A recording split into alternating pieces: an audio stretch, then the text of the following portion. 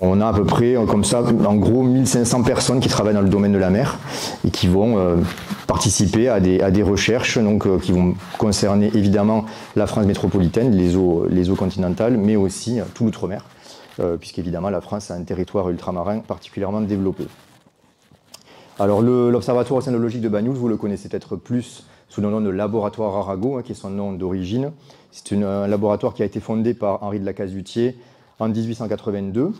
Et puis ce laboratoire, donc vous avez une illustration en haut à droite, en 1881, c'était un tout petit laboratoire. Et puis il s'est étendu petit à petit, et on a aujourd'hui 5 bâtiments, alors 4 sur le port et 1 sur les hauteurs de Banyuls, qui font en fait l'originalité du site, puisqu'on a quand même un grand site finalement pour une petite ville telle que Banyuls, que le maire de Banyuls appelle d'ailleurs une ville universitaire, parce qu'il y a une grande partie de la population qui sont des étudiants qui passent par l'observatoire.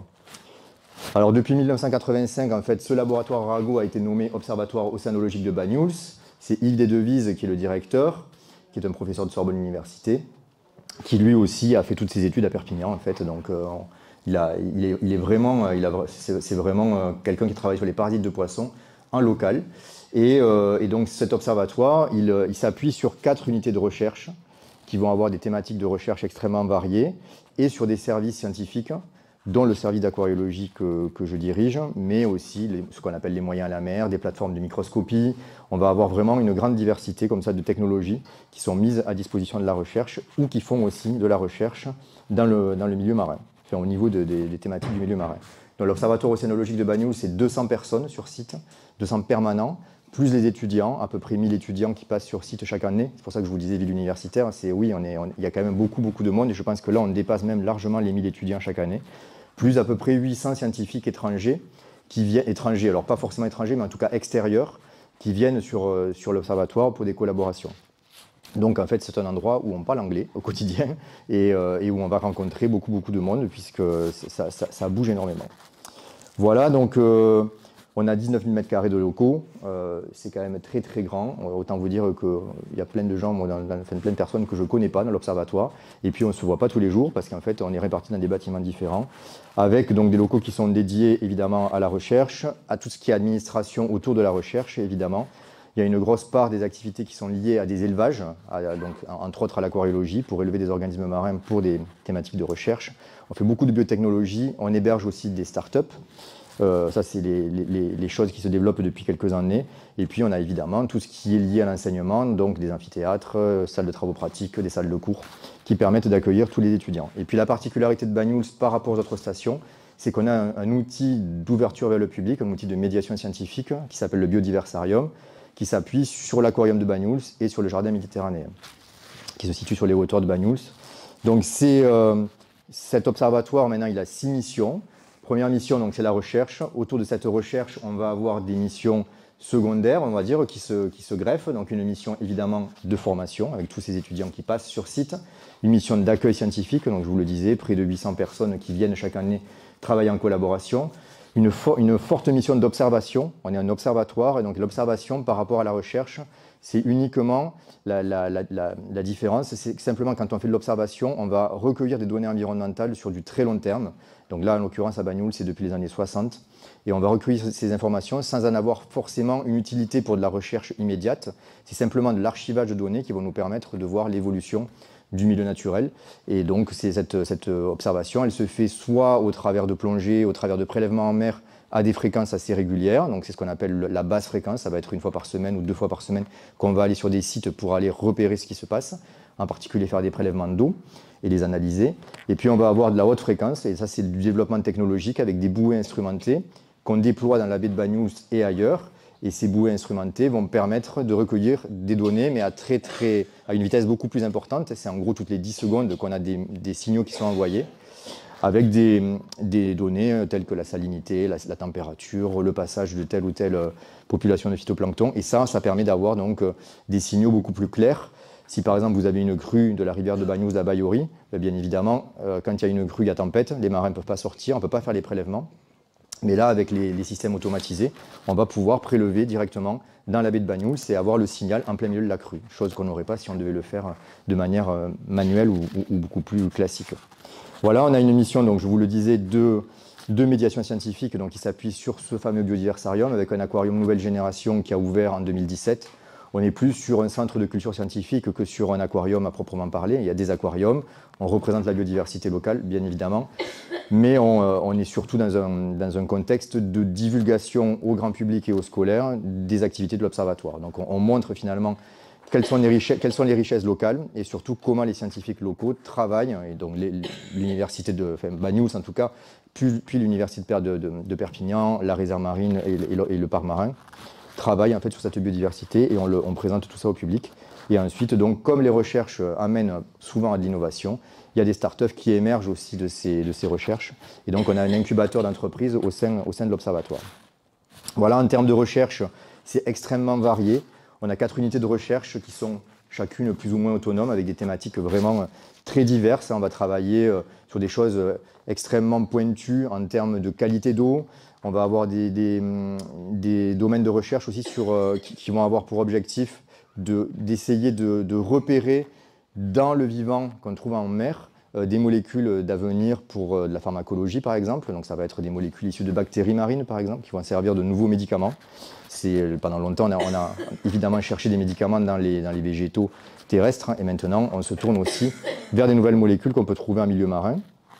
On a des gens qui travaillent sur la dégradation des microplastiques, sur l'impact des crèmes solaires, par exemple, sur le milieu marin. Enfin, voilà, c'est extrêmement varié. Ça va aussi concerner tout ce qui vit au fond de la mer, les gorgones, le corail, les cycles de vie, le réchauffement climatique, l'impact. Voilà, donc il y a une diversité de thématiques qui sont abordées, qui est vraiment très, très importante. Et puis, donc, on est, nous, les services, en appui à tout ça. Et on développe aussi des projets de recherche. Alors, moi, je suis particulièrement sensibilisé et focalisé sur des projets de conservation. Donc, essayer de mettre en place des programmes qui permettent de venir au secours, entre guillemets, d'espèces ou d'essayer de comprendre l'impact d'espèces non indigènes, on le verra plus tard, sur nos milieux naturels. Voilà. Les milieux qui sont étudiés, ce n'est pas que la Méditerranée, hein. Bien évidemment, on travaille sur la baie de Banyuls, mais pas que. Comme vous le voyez, on a bon là c'est Polille, mais on a évidemment des recherches qui sont menées sur les milieux polaires. On travaille beaucoup sur les récifs coralliens. Alors moi, je suis récifs coralliens et Méditerranée. Et puis, il y a aussi pas mal de travaux qui sont faits sur les sources hydrothermales, donc les zones très profondes des océans, du côté en particulier de l'Atlantique. Les méthodes qui sont utilisées, les techniques, elles vont être extrêmement variées. Évidemment, on a des campagnes à mer, on va pouvoir utiliser, je vous le disais, des bouées instrumentées, donc des bouées bardées de capteurs qui vont permettre de faire des prélèvements d'eau et d'analyser tout ça en temps réel. La technologie, enfin les technologies actuelles, c'est aussi basé sur beaucoup de biologie moléculaire. On fait aussi beaucoup de chimie de l'environnement, évidemment. La plongée scientifique est un outil qu'on utilise au quotidien. Donc dans mon service, par exemple, on est 9 et on est tous plongeurs et on va à l'eau très régulièrement pour faire des prélèvements, pour faire des suivis. Et puis, on a aussi maintenant beaucoup de développement en modélisation, en bioinformatique. Ça, c'est aussi ce qui se passe beaucoup comme pour la météorologie, qui est une science qui se base beaucoup sur des modèles. Ben maintenant aussi en milieu marin, on travaille beaucoup en bioinformatique et sur des modèles pour essayer de comprendre ce qui se passe sous l'eau. Voilà, et puis dernières avancées actuelles, alors il n'y a pas que nous qui travaillons dessus, mais on travaille beaucoup en collaboration sur cette thématique, c'est ce qu'on appelle l'ADN environnemental, c'est-à-dire prélever de l'eau de mer et aller rechercher par la biologie moléculaire les molécules d'ADN présentes pour essayer de caractériser finalement la faune qui est présente dans un endroit, sans la voir, mais simplement grâce aux traces qu'elle va laisser par la perte de ses cellules, par ses déchets, par ses déjections dans la colonne d'eau. Et on va pouvoir comme ça avoir des cartographies finalement d'animaux, de végétaux qui sont faites grâce à cet ADN environnemental. C'est des technologies qui sont en cours de développement. Ce n'est pas encore tout à fait opérationnel, mais ça commence à avancer pas mal. Donc moi, je vous disais que je suis biologiste marin et spécialisé en aquariologie. L'aquariologie, qu'est-ce que c'est? C'est la science de la vie aquatique en captivité. Donc elle s'appuie sur des principes biologiques, physico-chimiques, écologiques et éthiques. Et donc éthique, c'est super important pour nous, qui vise à permettre le développement, la reproduction et le maintien d'organismes marins dans des conditions contrôlées à des fins d'expérimentation, d'élevage, mais aussi d'expérimentation.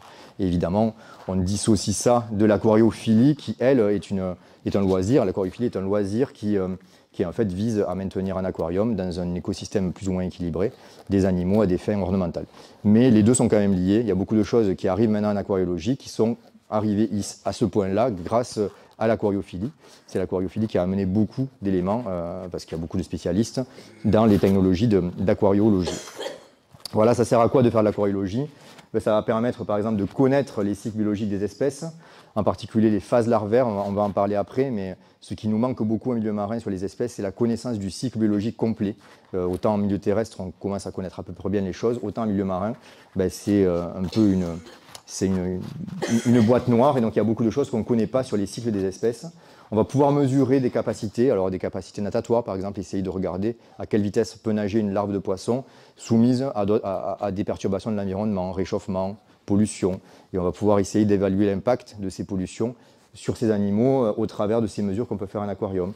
On va pouvoir aussi regarder qu'est-ce qui s'exprime en termes de stress par exemple, quand on monte la température, quand on augmente ou qu'on baisse le pH, donc l'acidité de l'eau, de manière aussi à voir quels peuvent être les impacts. Et puis l'aquariologie, c'est aussi, vous verrez des illustrations, un outil pour faire de la conservation, c'est-à-dire pour mettre en place des programmes de reproduction à des fins de maintien en captivité, puis après, éventuellement de relâcher en mer des animaux qui sont en voie d'extinction ou de disparition.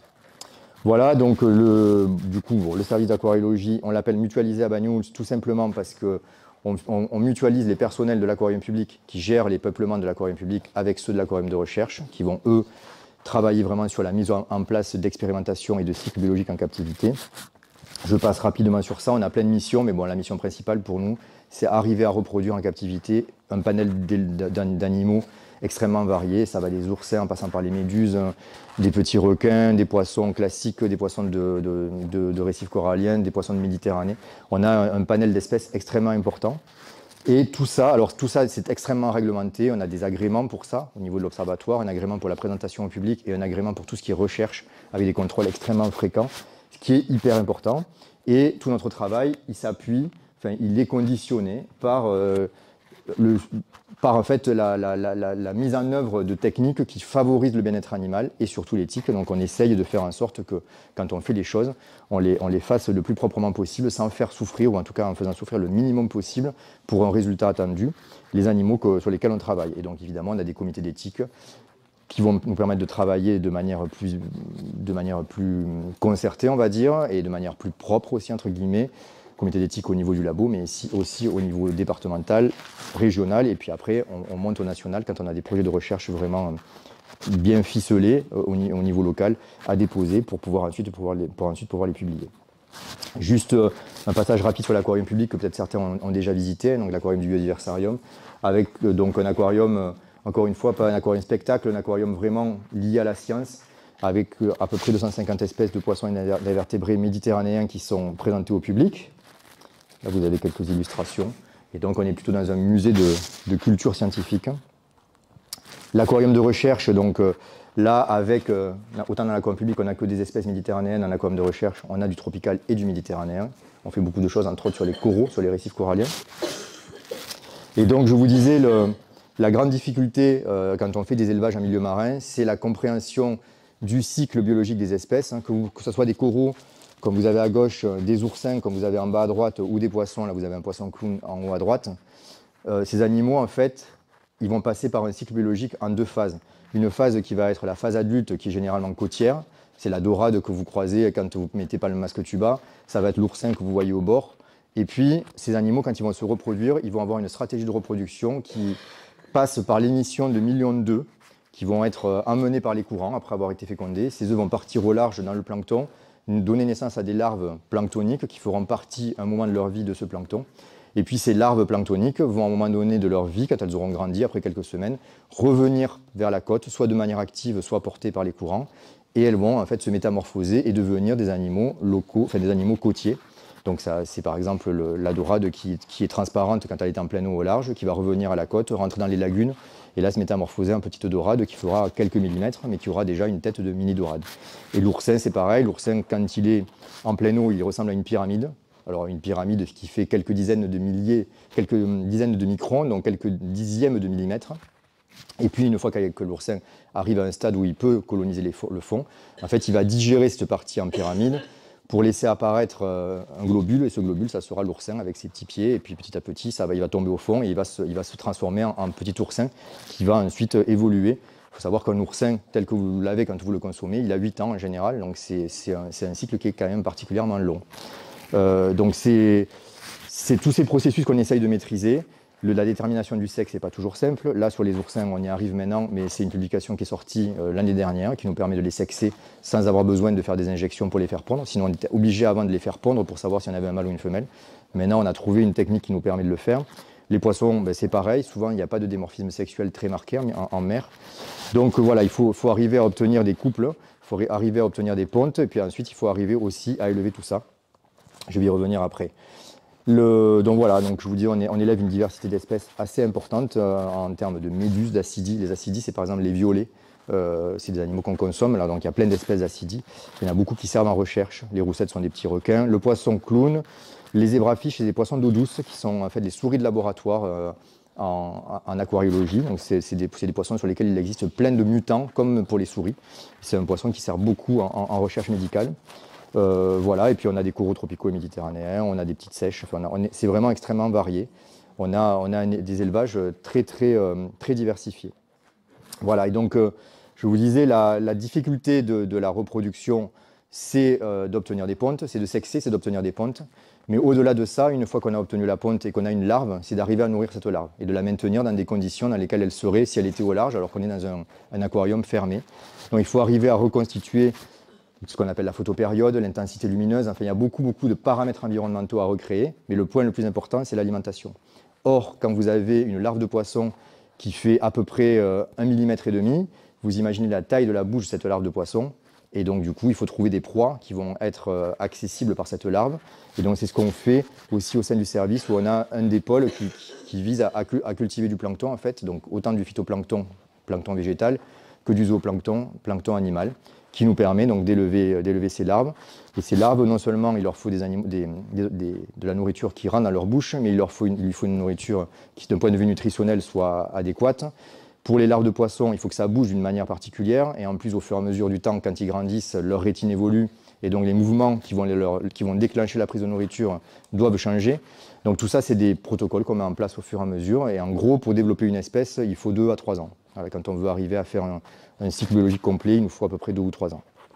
Voilà, alors dans les thématiques de recherche actuelles que je voulais juste illustrer avant de vous parler vraiment de biodiversité méditerranéenne, il y a effectivement l'impact des crèmes solaires. C'est un sujet qui nous prend beaucoup actuellement de temps au sein du service, mais aussi avec les équipes de recherche. On travaille de manière concertée. Les récifs coralliens, vous le savez, sont soumis à du blanchissement. Ces coraux en fait blanchissent à cause de l'élévation de la température dans les océans. Ces coraux tropicaux, ils hébergent dans leur tissu des petites algues microscopiques avec lesquelles ils vivent en symbiose. L'algue en fait fournit, en faisant de la photosynthèse, des nutriments au corail, et le corail, en contrepartie, l'héberge dans ses tissus. Quand la température devient trop élevée, l'algue en fait s'emballe, elle commence à faire n'importe quoi, elle envoie des métabolites, donc des molécules dans le corail qui sont toxiques pour le corail, donc le corail les expulse. Du coup, il perd ses algues, il perd sa couleur et il devient blanc. C'est ce qui fait que le corail blanchit. Et donc, ces coraux, outre le fait qu'ils sont soumis à ces problématiques de température, il y a certaines zones de récifs coralliens qui sont extrêmement touristiques, au niveau desquels il y a beaucoup de monde qui se baigne dans très peu d'eau, couverts de crème solaire, et en fait on se rend compte de plus en plus que ces molécules de crème solaire sont toxiques pour l'homme, évidemment, et aussi pour l'animal. Donc il y a de plus en plus de recherches qui sont menées pour améliorer les formulations pour la santé humaine, mais aussi pour faire en sorte que les animaux en fait, les animaux qui seront exposés à ces crèmes ne soient pas perturbés sur la durée, en complément, en fait, ou en tout cas en surajoutant l'effet réchauffement climatique. Donc on essaye de travailler sur ça. Donc on travaille nous sur des coraux de Polynésie qu'on va récupérer sur site, et donc après on expose ces coraux à différentes molécules et on va mesurer, en chimie en particulier, quels sont les signaux que nous envoient ces animaux, et du coup proposer ensuite aux industriels des formulations de crèmes qui seront adaptées. Voilà, et puis après évidemment beaucoup d'autres sujets qu'on développe dans le service. On travaille beaucoup sur l'impact du changement climatique et de l'acidification des eaux. Le fait qu'on ait de plus en plus de CO2, de gaz carbonique dans l'atmosphère, va faire qu'il va être absorbé par l'océan. Et puis une fois absorbé par l'océan, il va y avoir un jeu entre le gaz carbonique, les carbonates, les bicarbonates, et tout ça en fait ce sont des constituants, les bicarbonates et les carbonates en particulier, des squelettes des animaux marins. Si on perturbe tout ça, évidemment on perturbe la croissance. Donc ça va avoir des impacts, l'acidification. On va aussi travailler par exemple sur l'invasion de nos fonds par des algues filamenteuses. C'est quelque chose qu'on voit beaucoup là, ces dernières années. Beaucoup de choses aussi faites sur les microplastiques, sur les perturbateurs endocriniens. On essaie de travailler aussi sur la reproduction d'espèces sensibles. Donc voilà, donc il y a beaucoup de travaux qui sont menés par le service. Et c'est sans fin en fait, parce qu'on a tous les jours des nouvelles idées pour développer des nouveaux projets. On a juste un problème de place à un moment donné et de personnel et de bras. Voilà. Donc voilà pour la présentation de l'Observatoire et du service. Maintenant, je vais vraiment rentrer dans le vif du sujet. En l'occurrence, donc la biodiversité méditerranéenne et puis la richesse de notre mer Méditerranée et aussi les espèces qu'on commence à voir apparaître chez nous qui sont parfois un petit peu inquiétantes. Donc il faut savoir qu'à l'échelle de la planète, on a ce qu'on appelle des hotspots de biodiversité, c'est-à-dire des points chauds de biodiversité. Il y en a une trentaine comme ça répartis sur la planète. Qu'est-ce qu'on appelle un point chaud? C'est un endroit où la biodiversité va être particulièrement importante, très élevée, forêt amazonienne, récifs coralliens, Méditerranée aussi, mais où elle va être aussi considérée comme menacée. Donc pour avoir l'appellation point chaud, c'est les deux critères, hein, très forte biodiversité, mais biodiversité menacée. Déforestation en Amazonie, on est sur le critère point chaud. Donc la Méditerranée est un point chaud de biodiversité. Alors c'est une mer qui est quasi fermée, hein. En fait, elle est reliée à l'océan Atlantique par Gibraltar du côté atlantique. Donc du côté mer Rouge, elle est reliée à la mer Rouge par un canal artificiel qui s'appelle le canal de Suez, donc qui est un canal qui a été ouvert et qui pose aujourd'hui de nombreux problèmes en termes de population animale dans la mer Méditerranée. En Méditerranée, on a aussi ce qu'on appelle un fort taux d'endémisme, un très fort taux d'endémisme même, c'est 15% à peu près des espèces sont endémiques, c'est-à-dire qu'on va les trouver en Méditerranée et pas ailleurs. Donc ça, c'est quelque chose d'assez remarquable.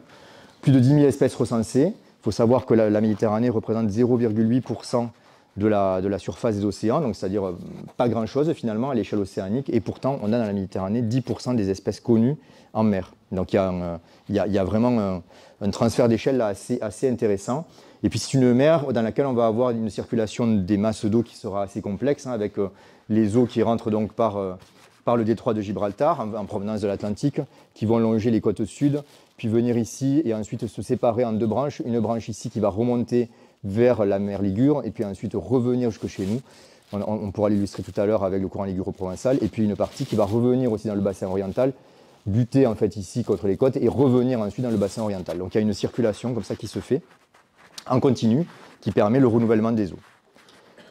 Alors chez nous, on a effectivement un courant particulier qui s'appelle le courant liguro-provençal qui caractérise vraiment nos fonds et qui conditionne vraiment ce qu'on trouve ici et qui explique aussi la richesse de nos fonds dans le département. Et puis on a donc à peu près en Méditerranée un petit millier d'espèces non indigènes qui ça monte graduellement, hein. Donc des espèces en fait qui ne sont pas originaires de Méditerranée, qui sont rentrées soit par l'Atlantique, soit par le canal de Suez, soit par le transport maritime, et donc sous forme de larves par exemple dans les eaux de ballast des grands cargos. Et ces espèces, pour la plupart, elles vont avoir aucun impact sur le milieu, elles vont rester elles seront anecdotiques en fait dans le milieu, mais certaines vont devenir envahissantes. On va appeler ça donc des espèces exotiques envahissantes. Et là, celle-là, elle pose des problèmes.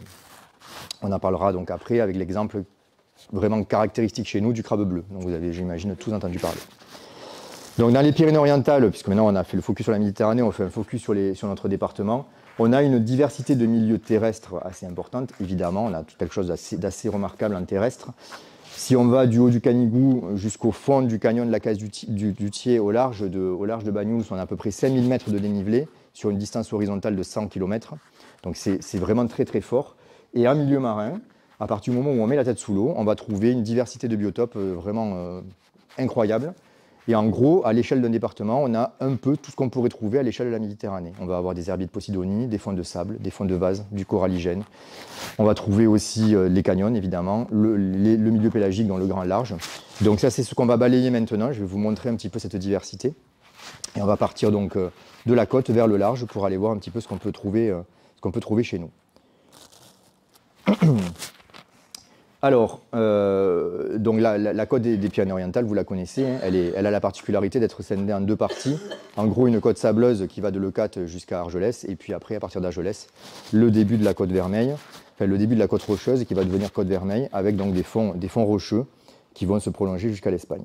Bon, en mer, il n'y a pas de frontière normalement, donc évidemment, si on prolonge, hormis la falaise de Leucate où il y a de la roche, avant de retrouver des milieux rocheux, il va falloir aller assez loin du côté de l'Hérault pour retrouver à nouveau de la roche. À Agde, par exemple, où on va trouver de la roche volcanique au niveau de la côte. Côté espagnol, évidemment, dès qu'on passe en fait le Cerbère, on a de la roche pendant encore très très longtemps. Alors, on a aussi, outre cette côte sableuse, cette côte rocheuse, ce qu'on appelle des lagunes côtières. Donc les lagunes côtières, ça va être des étendues d'eau saumâtre qui se trouvent en arrière-plan en arrière-côte en fait par rapport à la mer, qui vont être isolées de la mer par une bande de sable qu'on appelle le lido, que vous avez ici, là. Et donc on a des étendues qui sont vraiment séparées de la mer, mais qui sont quand même reliées à la mer par des chenaux qu'on appelle des gros, qui sont naturels ou artificiels. Donc ces chenaux vont permettre le passage de l'eau de mer vers la mer ou le passage de l'eau de l'étang le passage de l'eau de la mer vers l'étang ou vice-versa. Et par contre, on va avoir à l'opposé, côté terre, des agouilles, donc des petits cours d'eau qui vont amener de l'eau douce en fonction de la pluie. Donc là, vous imaginez bien qu'en ce moment, il n'y a pas beaucoup d'eau douce qui rentre dans les lagunes. Et donc, ces lagunes vont avoir, en fonction des saisons, en fonction du vent, en fonction de l'ensoleillement, une salinité, c'est-à-dire une quantité de sel par litre et une température qui vont extrêmement varier. Donc on va par exemple dans la lagune de Leucate avoir des variations entre 2 degrés l'hiver et 32 degrés ou 34 degrés l'été. Donc ça fait des variations énormes par rapport à la mer. Et en salinité, c'est pareil, suivant l'endroit où on va se trouver dans la lagune, on va avoir de l'eau douce ou de l'eau extrêmement salée à plus de 50 grammes par litre. La mer, c'est 38 grammes par litre chez nous à peu près. Donc, et en température, la mer Méditerranée, en hiver, elle descend à 13 degrés. Et quand on monte en température l'été, là on arrive à des valeurs maintenant toujours un petit peu plus inquiétantes chaque année, 25, 26 degrés, 27 degrés, mais sinon en moyenne on est à 20, 21 degrés en été. Voilà, donc la lagune, vous voyez, elle monte beaucoup plus haut, elle descend beaucoup plus bas. Donc on va trouver là-dedans des animaux qui seront soit capables de résister sur le long terme dans la lagune, c'est-à-dire qui seront en fait habitués à ces variations et ils vont vivre de ces variations, ça ne leur posera pas de problème. Et puis on va avoir des animaux qui n'arrivent pas à résister et eux du coup vont devoir rentrer, sortir en fonction de la saison, tout simplement. Alors les animaux qui rentrent, qui sortent, c'est le loup, par exemple. Le loup, la dorade. Il y a ces histoires de barrages, que mettent les pêcheurs en place pour empêcher les animaux de sortir. Ben, clairement, c'est lié à ces migrations en fait, que font ces animaux. Les animaux, ils rentrent généralement petits dans la lagune parce que c'est un endroit qui est très riche en termes de biodiversité. Ils vont trouver beaucoup d'alimentation. Et quand ils ont assez mangé et que l'eau est froide ou trop chaude, ils ressortent. Et donc là, c'est là qu'ils sont bloqués. Et puis après, donc, vous avez des espèces qui sont vraiment très tolérantes et qui vont résister à tout ça. Bon, évidemment, si on va dans des extrêmes, ça va commencer à poser problème, mais généralement, il y a quand même un bon nombre d'espèces qui arrivent à résister. Finalement, ce qu'il faut retenir de ça, c'est que si on compare la biodiversité de la lagune à la biodiversité extérieure, on a une biodiversité qui est relativement faible dans la lagune, parce qu'elle est très contraignante en termes de conditions de vie. Mais par contre, on va avoir une luxuriance finalement importante parce que le peu qui se développe, ça se développe de manière hyper importante puisqu'ils ont tout l'espace et toute la nourriture pour eux. Donc on va avoir, quand on met la tête sous l'eau en plongée dans une lagune, généralement c'est luxuriant mais c'est peu diversifié. Alors les lagunes sont aussi des zones très importantes d'un point de vue socio-économique puisqu'on va y faire la culture des huîtres et aussi des moules, donc de l'huître japonaise en particulier, de la pêche sur le crabe vert, sur les geôles, parfois aussi des récoltes d'algues, donc voilà, donc c'est une zone qui est vraiment importante. Et les variations climatiques qu'on subit actuellement, que ce soit en termes de pluie ou en termes de température l'été, elles posent des problèmes quand même aux ostréiculteurs qui commencent à ressentir un petit peu ces effets. Donc voilà pour les lagunes. On sort des lagunes, on est toujours sur la côte sableuse, puisque les lagunes, elles sont pour l'une à Leucate et pour l'autre entre Canet et Saint-Cyprien. Donc on sort des lagunes, on va sur le littoral sableux, et donc voilà ce qu'on observe généralement quand on met la tête sous l'eau sur le littoral sableux, on voit des rides de sable, et puis c'est tout. On n'observe pas grand-chose comme vie. Généralement les animaux sont partis, mis à part ceux qui viennent nager dans vos pieds l'été et qui viennent essayer de récupérer quelques particules en suspension, mais sinon c'est pas très luxuriant. Pourtant, en termes de biodiversité, c'est quand même assez riche. C'est même, pour ainsi dire, très riche. Alors il y a deux choses, hein. Soit les animaux qui s'enfuient quand vous vous mettez à l'eau, que vous ne voyez pas, donc des grosses espèces comme les marbrés, les ombrines, les plis, qui elles font du mimétisme, la sèche qui peut être à côté de vous, que vous ne voyez pas parce qu'elle fait du mimétisme. Mais surtout, la biodiversité dans les zones sableuses, ça va être ce qu'on appelle la méliofaune, c'est-à-dire la faune microscopique qui va vivre entre les graines de sable. Entre les graines de sable, vous avez une diversité énorme de petits crustacés, de petits vers, de petits mollusques qui vivent vraiment, donc ils sont à l'échelle millimétrique, hein, ils vivent dans entre ces graines de sable et ils vont servir de base à une chaîne alimentaire qui va démarrer là. Et en fait, quand on fait le compte de ces espèces, on se rend compte qu'on a des centaines d'espèces qui, pour la plupart, ne sont pas encore décrites. Et en fait, la biodiversité finalement qu'on y retrouve, même si elle n'est pas luxuriante, même si elle n'est pas exceptionnelle en termes de rendu visuel, elle est finalement aussi importante que ce qu'on pourrait trouver sur la côte rocheuse. Donc, elle est aussi à protéger.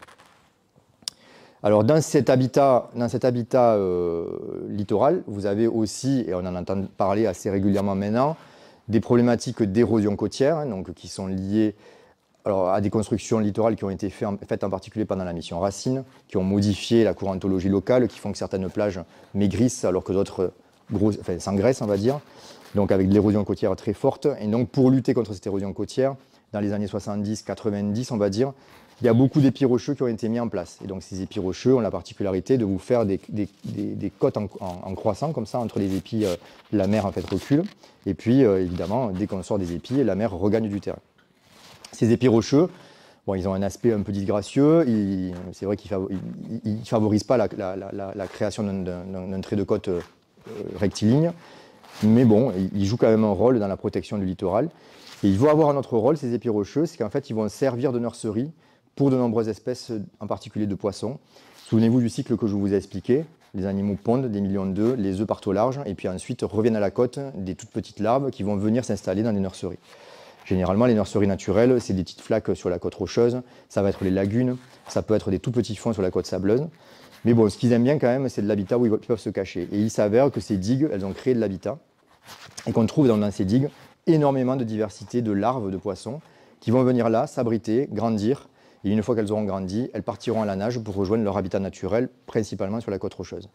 Donc on va avoir comme ça un cycle qui se met en route grâce à ces épis rocheux, dont l'objectif au départ n'était pas ça, hein, l'objectif c'était préserver le littoral, mais on se rend compte maintenant que ces épis ils ont un rôle vraiment fondamental, et même dans certains cas, on a des épis qui, de par leur âge, en fait, leur âge de construction, on est sur des fois à 30 ans, 40 ans de construction, se sont transformés en biotopes rocheux, où on va trouver des gorgones, des étoiles de mer, on va trouver des oursins, on va trouver vraiment la même chose qu'on pourrait trouver sur la côte rocheuse, à une échelle toute petite. Alors pour vous donner un ordre d'idée, sur par exemple une espèce moi, sur laquelle j'ai travaillé pendant mon doctorat, qui était le sard, les larves de sard, quand vous faites le comptage des larves de sard, donc qui ont déjà quelques semaines à la côte, qui vont faire 3-4 cm, on va dire, au mois de juillet. Donc elles ont passé leur vie pélagique, leur vie au large au mois de mai-juin. Elles sont arrivées, elles faisaient 8 mm. Et elles ont grandi ensuite dans les nurseries de la côte rocheuse pendant un mois ou deux. Elles font 3-4 cm. Généralement, en moyenne, on en trouve 2000 entre le cap Béar et le cap Cerbère. On va être sur à peu près sur cette valeur-là, cette quantité-là à peu près de larves de sard. Finalement, quand on fait le compte, bon, on peut les compter facilement puisqu'elles sont vraiment dans des zones de nurserie peu profondes, donc on sait où les trouver. Ça n'explique pas la quantité de sard qu'on peut trouver en milieu naturel et qui sont beaucoup plus nombreux. Si vous prenez un seul épi rocheux, qui fait 80 mètres de long, vous allez trouver 2000-3000 larves de sard qui sont à cet endroit-là, qui vont grandir, avec des prédateurs évidemment en quantité moindre, et qui vont ensuite partir à la nage, rejoindre la côte rocheuse. Et donc ces épis rocheux participent aussi maintenant à notre cycle biologique et ils favorisent justement, au travers de la phase de dispersion des poissons, le repeuplement de notre côte. Donc au même titre que des récifs artificiels, là on a des récifs qui sont des récifs artificiels pour des juvéniles, donc des nurseries. Et preuve année que ça attire des animaux de la côte rocheuse, c'est qu'on va trouver dans des épis rocheux des sopes par exemple, poissons typiques des herbiers de Posidonie qui ne sont pas du tout là, pas du tout du côté de Sainte-Marie ou de Canet par exemple. En fait les larves arrivent et donc du coup elles se développent au niveau des épis rocheux. On a des poissons vraiment de milieu rocheux comme l'apogon, ce petit poisson rouge là que vous voyez sur la photo du bas. Ça c'est aussi une espèce de côte rocheuse, on en trouve dans les épis rocheux. Et puis on va trouver des rouchers de roche par exemple en très grande quantité, des sards qui n'ont rien à faire là mais qui en fait profitent de la digue pour se développer. Donc voilà, donc c'est des outils finalement qui sont assez intéressants même d'un point de vue des études écologiques. Malheureusement, c'est des endroits qui n'échappent pas non plus à la pollution. Là vous voyez, octobre 2011, hein, donc on est il y a 13 ans. C'est une photo que j'avais faite à ce moment-là, après une crue certes, mais voilà, et ça va rester pendant des mois. Et vous voyez sur la photo, je ne sais pas si on le voit assez bien, mais il y a des juvéniles de poissons au milieu de ces bouteilles, de ces morceaux de plastique. Donc voilà, ça reste des endroits qui sont quand même très sensibles. Autre zone hyper importante en termes de nurserie, les ports. Les ports sont vraiment très attirants pour les larves de poissons en particulier. D'où maintenant toutes les certifications qui se mettent en place pour essayer de faire en sorte que les ports soient propres et qu'on puisse comme ça bénéficier finalement de ports qui servent évidemment pour le tourisme et pour la plaisance, mais qui peuvent aussi contribuer finalement au renouvellement des populations des animaux marins. Alors on repart en milieu naturel. Les herbiers de Posidonie. Les herbiers de Posidonie, c'est vraiment la Posidonie, c'est vraiment une des espèces emblématiques de la Méditerranée. C'est une plante marine qui fait des grands herbiers sous-marins. On ne parle pas d'algues, on parle vraiment de plantes sous-marines. Une Posidonie, c'est un animal, donc une phanérogame, qui va faire des racines, qui va faire des feuilles, qui va développer à certaines saisons des fleurs. et ces fleurs vont se transformer en fruits qu'on appelle les olives de mer. Et donc c'est vraiment une plante qui s'enracine dans le sol, qui va avoir un rôle d'oxygénation important, qui va amener aussi une protection au littoral, puisque quand elle s'enracine, elle fait des enchevêtrements de racines qui peuvent arriver jusqu'à 1 mètre de hauteur. Donc là, on a une protection du littoral contre la houle. On a une plante qui sert de nurserie, puisqu'évidemment, dans l'enchevêtrement de racines, on va avoir beaucoup de larves et de juvéniles qui vont venir s'intégrer, s'insérer. Et puis, c'est aussi un puits de carbone, puisque comme un arbre, en fait, elle va fixer du CO2 pour faire sa croissance. Et donc, cette Posidonie, elle joue un rôle important, finalement, à l'échelle climatique, puisqu'elle va contribuer à la fixation du CO2. Malheureusement, la Posidonie, elle est particulièrement dégradée par les ancrages des bateaux, entre autres, qui viennent s'ancrer sur l'herbier parce que ça tient bien. Et quand on remonte l'ancre et qu'on remonte une boule comme ça, il faut se dire que quand on a pris des racines sur cette taille-là, on a pris 30 ans de croissance de Posidonie qu'il va falloir après reconstituer. Donc ça va être très très long. D'où la mise en place, pour ceux qui vont sur la côte, de toutes les bouées d'amarrage qui sont déployées un petit peu partout sur la côte Vermeille et de plus en plus, de manière à ce que les navires puissent ne s'ancrent plus, mais viennent s'accrocher à des bouées flottantes qui elles-mêmes sont accrochées dans l'herbier de manière écologique, c'est-à-dire qu'en fait il y a juste un point d'ancrage au niveau de l'herbier, une bouée de surface de manière à ce que ça ne touche pas le fond, et après les bateaux viennent s'ancrer au-dessus, viennent s'attacher au-dessus. Donc voilà, ça fait partie des mesures de conservation. Il y a beaucoup de suivis aussi qui sont faits sur ces herbiers pour essayer de voir s'ils ne sont pas colonisés par des espèces envahissantes, par des algues en particulier comme les caulerpes. Donc voilà, c'est un endroit qui est vraiment particulièrement important à préserver. Et chez nous, les herbiers ne sont pas luxuriants. On n'est pas dans une zone où on a des herbiers exceptionnels, mais ils sont quand même très très beaux. Il y a beaucoup plus beau sur la côte d'Azur, il y a beaucoup plus beau au Baléares, parce que l'eau est plus claire, alors que chez nous, on a toujours de l'eau un petit peu trouble, qui n'est pas forcément compatible avec un développement optimal de l'herbier. Toujours est-il qu'ils sont là et qui sont quand même très très beaux. Vous avez des hectares d'herbiers qui sont quand même des prairies sous-marines dans lesquelles on peut se perdre quand on est en plongée. Donc c'est quand même pas rien. On a quand même des belles zones d'herbiers chez nous. Ces herbiers, ils hébergent entre autres un grand mollusque qui s'appelle la grande nacre. On y reviendra après, en voie de disparition actuellement chez nous, suite à une mortalité qu'on a du mal un petit peu à expliquer. Enfin, on sait de quoi ça vient, mais on ne sait pas d'où vient c'est un parasite en fait qui pose problème, on y reviendra après. On ne connaît pas l'origine de ce parasite. Si on part des herbiers, qu'on part un petit peu vers le large, on est par exemple au large de la baie de Collioure, au large de la baie de Bagnous, sur des fonds de 30-40 mètres. Là, c'est le royaume des petits métiers. Petits métiers, ça va être les pêcheurs artisanaux, ceux qui ont des bateaux qui font une toute petite dizaine de mètres de longueur, qui vont utiliser des arts artisanaux, donc pas de chalut évidemment, mais plutôt des filets droits, des casiers, des trémailles, des pots pour les poulpes, et qui vont donc mener une pêche artisanale sur ces fonds, avec des espèces commerciales comme les grondins, les pageaux, les pagres, toutes ces espèces en fait, que vous retrouvez sur les étals. Donc ces fonds sablo-vaseux qui sont un peu au large de notre côte, on va dire à peu près entre 500 mètres et 1 km au large, ils sont particulièrement intéressants et ils hébergent aussi une faune qu'on appelle suspensivore. Vous voyez par exemple cet animal-là, ça s'appelle une plume de mer. C'est un animal qui est proche du corail, qui est entièrement mou, qui se déploie comme ça face au courant et qui va attraper les particules en suspension pour se nourrir. Donc là, on a des champs de plumes de mer, par exemple, dans la baie de Collioure ou dans la baie de Bagnous. C'est des choses que, on ne sait pas. En plus, ce n'est pas des endroits qui sont extrêmement prisés par les plongeurs, mais quand on plonge là-dedans, on se rend compte que finalement, il y a une luxuriance, une diversité assez intéressante qu'on n'aborde pas sinon. Voilà, alors après, là, on part vraiment au large. On est dans ce qu'on appelle le milieu pélagique. On est à plusieurs kilomètres de la côte. Et là encore, on a la chance, en fait, d'avoir une grande diversité au large, alors en termes de plancton. Alors du plancton avec des espèces qu'on appelle planctoniques, c'est-à-dire des animaux, des petits crustacés, des petits mollusques, des microalgues aussi, qui vont vivre toute leur vie dans le plancton. Et puis, souvenez-vous, dans ce plancton, on va trouver aussi énormément de larves de toutes les espèces côtières qui ne font qu'y passer. Donc ce plancton, il va servir de base à toute une chaîne alimentaire. On va y trouver évidemment des méduses. On va y trouver après des animaux qui mangent des méduses, comme les poissons lune, comme les thons. Et puis évidemment, les oiseaux marins et les cétacés, qui sont très très bien représentés chez nous. On a la chance d'avoir vraiment un domaine au large qui est particulièrement bien pourvu en espèces en particulier de cétacés. On va trouver aussi là les requins du large, en particulier les requins à peau bleue, qui sont très connus de nos pêcheurs. Quand on est au large, à plusieurs kilomètres de la côte et qu'on plonge, alors là on est au large de Bagnous, Port-Vendre on va dire, on est à 30 km de la côte, on arrive sur une zone qui s'appelle le canyon de la Casutier. Alors chez nous, dans le golfe du Lion, on a un plateau continental. Ce plateau continental, il descend graduellement de la côte jusqu'à à peu près, on va dire, une vingtaine de kilomètres au large. tout doucement, et on va arriver petit à petit à des profondeurs de 100 mètres, 150 mètres. Il y a des endroits dans ce plateau continental où on va avoir en fait un creusement qui s'est fait. Alors ce creusement, il s'est fait soit parce que le plateau s'est effondré, soit parce que il y a très très longtemps, la mer Méditerranée a vu son niveau extrêmement baisser, et donc ces zones-là étaient exondées, et c'est devenu des vallées fluviales, donc on a des vallées fluviales, pardon, oui, dans lesquelles donc l'eau a circulé et elle a creusé des vallées. Puis quand le niveau de la mer est remonté, on se retrouve maintenant avec des canyons sous-marins.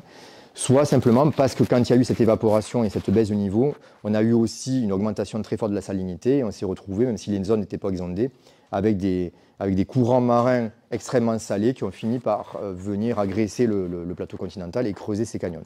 Donc c'est les trois hypothèses. Toujours est-il qu'on a des canyons, et quand vous arrivez à la marge, vraiment sur les lèvres des canyons, vous passez de 200 mètres de profondeur à 400 mètres en l'espace de même pas 1 kilomètre. Donc ça descend vraiment de manière très abrupte. On a des véritables vallées. Quand vous plongez dans ces zones, alors ces canyons, il y en a répartis un petit peu partout sur le littoral méditerranéen français. Donc là, vous avez celui du Cap de Creuse, le canyon de la Cazutier, le Bourcard, le Pruvot.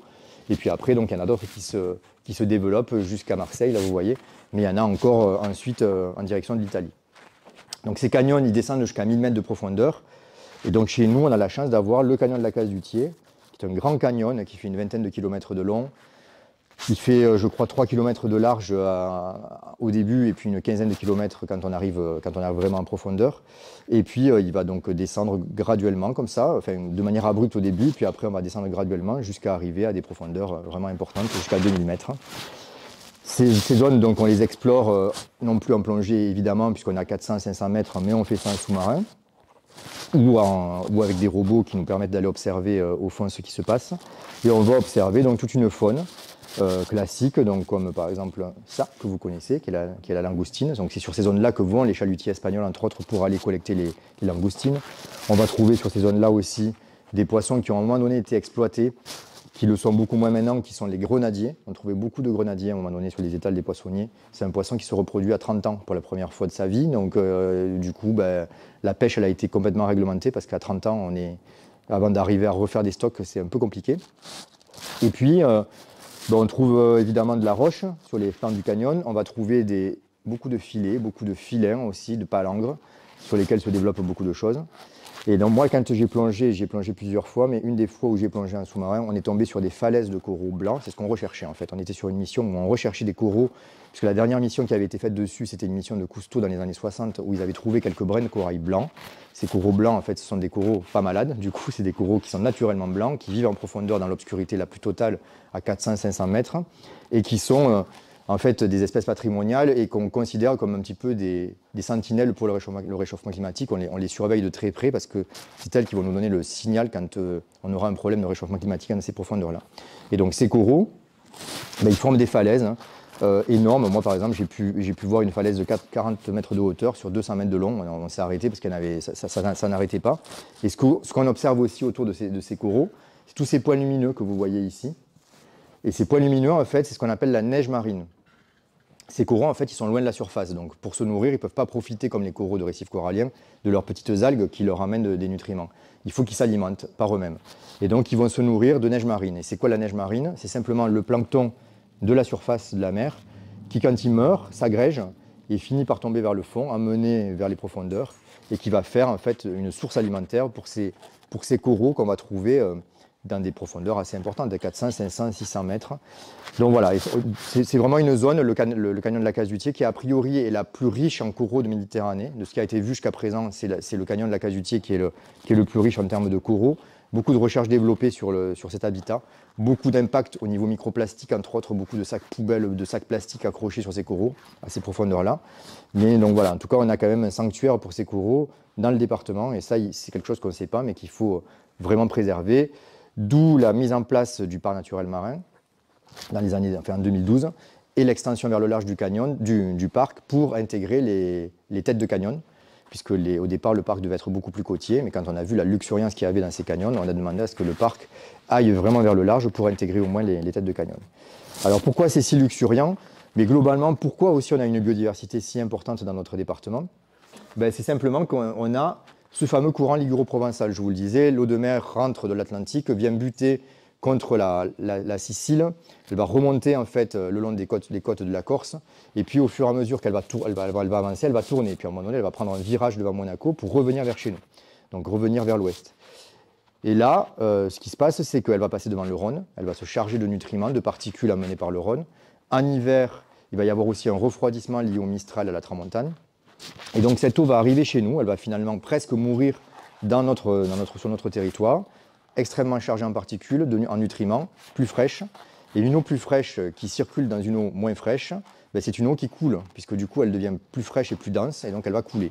Et elle va finalement faire ce qu'on appelle du cascading, c'est-à-dire que l'eau que vous avez en surface, elle est plus froide, elle se refroidit avec la tramontane, et puis elle va descendre petit à petit vers les profondeurs et aller alimenter le canyon de la Casutier.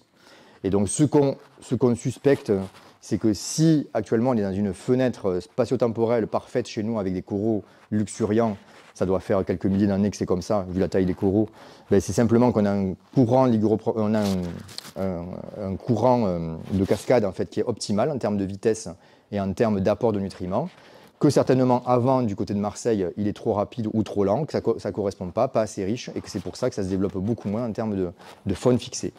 Mais ce courant liguro-provençal, très riche, il n'amène pas de la nourriture au cocorail, en fait, cocoraux de profondeur, il amène aussi de la nourriture sur tout le littoral, ce qui explique qu'on a de l'eau trouble, toujours on n'a jamais une eau très très claire. Et puis, ça explique aussi qu'on ait cette diversité d'organismes fixés, en particulier sur la côte rocheuse, là on va y revenir, les gorgones, le corail rouge, les acidies, les éponges, on a une diversité vraiment très très forte, et elle est très certainement liée à cet apport de nutriments qui vient en fait depuis l'Italie, en passant par le Rhône, qui ramène donc depuis ces zones-là des nutriments chez nous. Alors tout à l'heure, je vous ai montré les digues avec de la pollution. On est à 2 mètres de profondeur, il y a des sacs plastiques, il y a des bouteilles et tout ça. Là, voilà, on est à 600 mètres de profondeur dans le canyon et on trouve des vélos, des tubes, des bottes, on a trouvé un petit peu de tout. Donc même là, on n'est pas à l'abri et pourtant on est à 30 km de la côte. Donc voilà, c'est quand même rempli de détritus. Beaucoup plus classique, donc les fonds rocheux. Les fonds rocheux qui sont donc la côte vermeille chez nous, qui vont être extrêmement riches aussi en termes de biodiversité. Là, on va trouver ce qu'on appelle les échinodermes, donc les étoiles de mer, les oursins, les gorgones, le corail rouge, comme je vous disais, une luxuriance aussi, enfin une diversité de poissons particulièrement importante. C'est là aussi qu'on va trouver les poulpes, entre autres. Voilà, donc c'est une zone dont la richesse n'a plus rien à prouver. Dans cette zone-là, on va aussi trouver ce qu'on appelle les mérous, le mérou brun en particulier, dont les populations s'étaient quasiment éteintes dans les années 1970-1980. Il y a eu un passage en statut de protection dans la réserve marine chez nous, puis un passage de protection au niveau national au travers d'un moratoire, ce qui fait qu'actuellement les populations de mérous se reconstituent. La réserve marine, actuellement, on est à 700 mérous à peu près comptés. On n'est pas encore à un niveau où ils sont trop nombreux, mais on commence à voir des mérous sortir. C'est un animal territorial, donc à partir du moment où il y en a trop dans une zone, où il y a trop de mâles en particulier, les mâles émigrent. Et comme c'est un animal qui change de sexe, une femelle, à un moment donné, va grandir. Quand elle arrive à 8 ans, elle se transforme en mâle. Elle devient concurrente des mâles sur site, et donc du coup, elle part. Et elle va amener avec elle souvent quelques petites femelles pour reconstituer des harems qui vont comme ça recoloniser le milieu naturel. Bon, chez nous, on commence à avoir des mérous en dehors de la réserve. Malheureusement, la plupart, ils sont braconnés encore, malgré la protection. Dans la réserve, évidemment, ils sont bien présents. Mais on se rend compte que de plus en plus, ils sortent. Et s'ils sont présents, c'est qu'il y a tout ce qu'il faut pour les nourrir, parce que sinon ils ne seraient pas là. Et donc les pêcheurs nous disent il y a trop de mérous, ils nous mangent le poisson. Non, s'il y a le mérou qui est là, c'est que tout va bien dessous. Parce que comme on est sur un super prédateur, s'il n'y avait pas la ressource pour l'alimenter, évidemment, le mérou ne serait pas présent. Donc voilà, c'est une espèce, c'est une vraie réussite là au niveau de la réserve, mais pas que, puisque le mérou au niveau national est quand même bien remonté. Alors après, quand on descend, évidemment, quand vous êtes sur la côte rocheuse, vous avez des falaises de schiste, vous avez des criques bordées de montagnes de schiste, en fait, de collines de schiste. Quand on est sous l'eau, on a ce prolongement. On descend et puis on voit du schiste qui se couvre de gorgones, qui se couvre d'éponges, mais c'est du schiste. Sauf que, quand on arrive à 15 mètres de profondeur, changement radical, là vous voyez des bourrelets, comme s'il y avait de la lave, en fait. Le schiste disparaît et puis on a des bourrelets, en fait, d'une roche qui s'appelle le coralligène, que vous voyez ici, qui forment vraiment des boules. Voilà, on n'est plus du tout sur du schiste, on est sur quelque chose d'extrêmement poreux. C'est quoi ce coralligène? C'est simplement en fait, une accumulation d'algues calcaires, donc des algues qui vont faire, que vous avez ici en représentation, on ne les voit pas très bien, elles vont faire des sortes de petites lamelles, toutes petites, qui vont pousser les unes sur les autres. ça pousse de 1 mm par an en épaisseur. Et donc, évidemment, au bout de plusieurs milliers d'années, ça fait des cailloux. Et ces cailloux, ces roches, sont creusés par des crustacés, par des vers, par des mollusques. Ils vont devenir poreux, et ça va donc former une roche qu'on appelle le coralligène, qui est une bioconstruction, puisque c'est une roche qui est construite par des animaux. Enfin, des animaux et des végétaux, puisqu'à la base, même, ce sont des algues. Et ce coralligène, chez nous, il est particulièrement développé près de la surface, donc en gros à 15 mètres. Là où ailleurs, il est plutôt à 40, 50, 60 mètres de profondeur. Encore une fois, parce qu'on a de l'eau qui est trouble, que la lumière n'arrive pas à pénétrer trop en profondeur, et que donc du coup, les algues de surface n'arrivent plus à se développer et laissent la place à ces fameuses algues calcaires qui, elles, n'ont pas besoin de lumière pour se développer, ou en tout cas de très peu de lumière. Et donc ce coralligène se développe comme ça. C'est une zone qui est vraiment très très riche en termes de biodiversité. Quand vous prenez l'équivalent d'un ballon de foot de coralligène et que vous le cassez et que vous regardez ça avec une loupe binoculaire, jusqu'à 800 espèces déterminées dans un seul bloc de coralligène. Donc ça peut vraiment monter très très haut. Et évidemment, c'est des tout petits vers, des petits crustacés, des choses toutes petites. Il faut vraiment des spécialistes là pour déterminer les espèces. Mais on est sur quelque chose de vraiment hyper important en termes de biodiversité. On continue, là on revient à la côte. Donc là on est au bord, on est dans les flaques de bord de mer, celles où les enfants pataugent, là où on pêche à l'épuisette. Mais là où aussi vont s'accumuler tous les filtres solaires, là où aussi vont s'accumuler tous les polluants, les plastiques, là où quand il fait très chaud l'été, les canicules marines se font vraiment sentir. Or, ce sont les zones de nurserie. Donc c'est un endroit qu'il faut vraiment privilégier, sur lesquels on travaille. Alors moi je travaille en particulier dessus, je vous l'expliquerai à la fin de la présentation. Mais c'est finalement une zone un peu oubliée. La plongée sous-marine actuellement, elle vise à aller de plus en plus profond. On est passé de ce qu'on appelle les bouteilles de plongée à des recycleurs, où on recycle son air, ce qui permet d'avoir un air finalement moins toxique en profondeur et de pouvoir accéder à des zones de plus en plus profondes. Là, j'étais en mission en Grèce il y a 2 semaines. L'équipe plongeait entre 80 et 120 mètres. Ils peuvent descendre à 200 mètres de profondeur si besoin. C'est compliqué d'un point de vue logistique, mais en tout cas, la zone est ouverte. Avant, ça, c'était inaccessible. Là, les recycleurs permettent ça et emmènent du coup les plongeurs dans ce qu'on appelle la zone crépusculaire, la zone où la lumière s'éteint. Et en fait, dans ces zones crépusculaires, on trouve ce qu'on appelle les forêts sous-marines, c'est-à-dire des forêts de gorgones et de corail, qui sont hyper importantes parce qu'elles hébergent beaucoup de faune et de flore. Mais on a oublié, au travers de tout ça, la zone superficielle, puisque finalement, la course, elle a été à aller vers le bas. Mais on a délaissé finalement ce que la case-lutier, quand il est arrivé, pouvait uniquement faire, c'est-à-dire se balader à pied avec un seau et une épuisette et aller collecter des animaux. Et si bien que maintenant, quand on nous demande des espèces et qu'on nous dit « Tiens, j'aimerais travailler sur telle espèce côtière, est-ce que vous savez où elle est ?» Ben, des fois, on ne sait pas où elle est, tout simplement parce qu'on a perdu la compétence.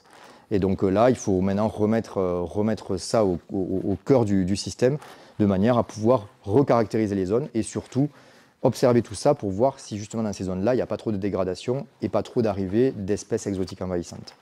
Donc j'y reviendrai à la fin. Donc juste en aparté, on a 2 zones protégées le long de notre littoral départemental. La réserve naturelle marine de Cervera-Banyuls, gérée par le département, qui a été créée en 1974, donc qui fête ses 50 ans cette année, qui, elle, est une zone de protection qui se base au niveau fonctionnement sur un conseil scientifique. Donc c'est un conseil scientifique qui va donner les orientations de la protection de la réserve. Et dans cette zone de protection, dans laquelle les activités sont quand même tolérées, il y a de la pêche professionnelle, de la pêche de loisirs, il n'y a que la chasse sous-marine finalement qui est vraiment interdite. Cette zone de réserve, elle contient dans son périmètre une zone intégrale, qui est un sanctuaire à proprement parler, dans lequel, par contre, là, toutes les activités seront interdites.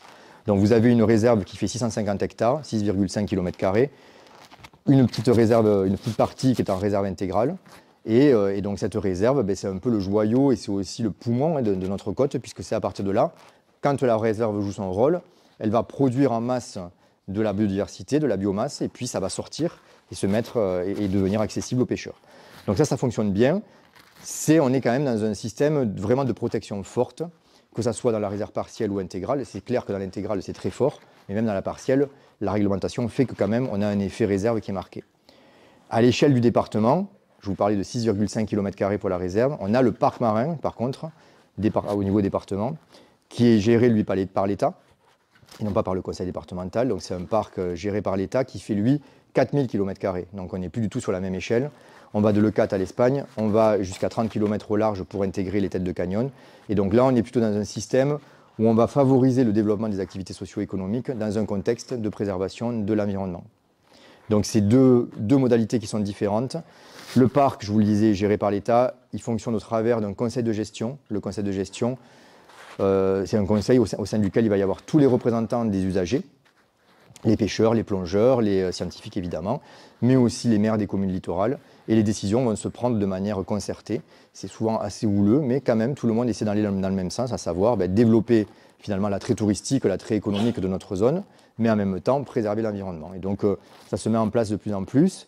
Il y a une finalité aussi dans ces parcs naturels marins, il y en a une petite dizaine là, au niveau national, qui est de créer des zones de protection fortes, c'est-à-dire qu'à terme, il va y avoir d'autres zones de protection qui seront créées dans le parc, en dehors de la réserve. Et puis je pense que vous avez entendu parler aussi de l'extension de la réserve, du périmètre de la réserve.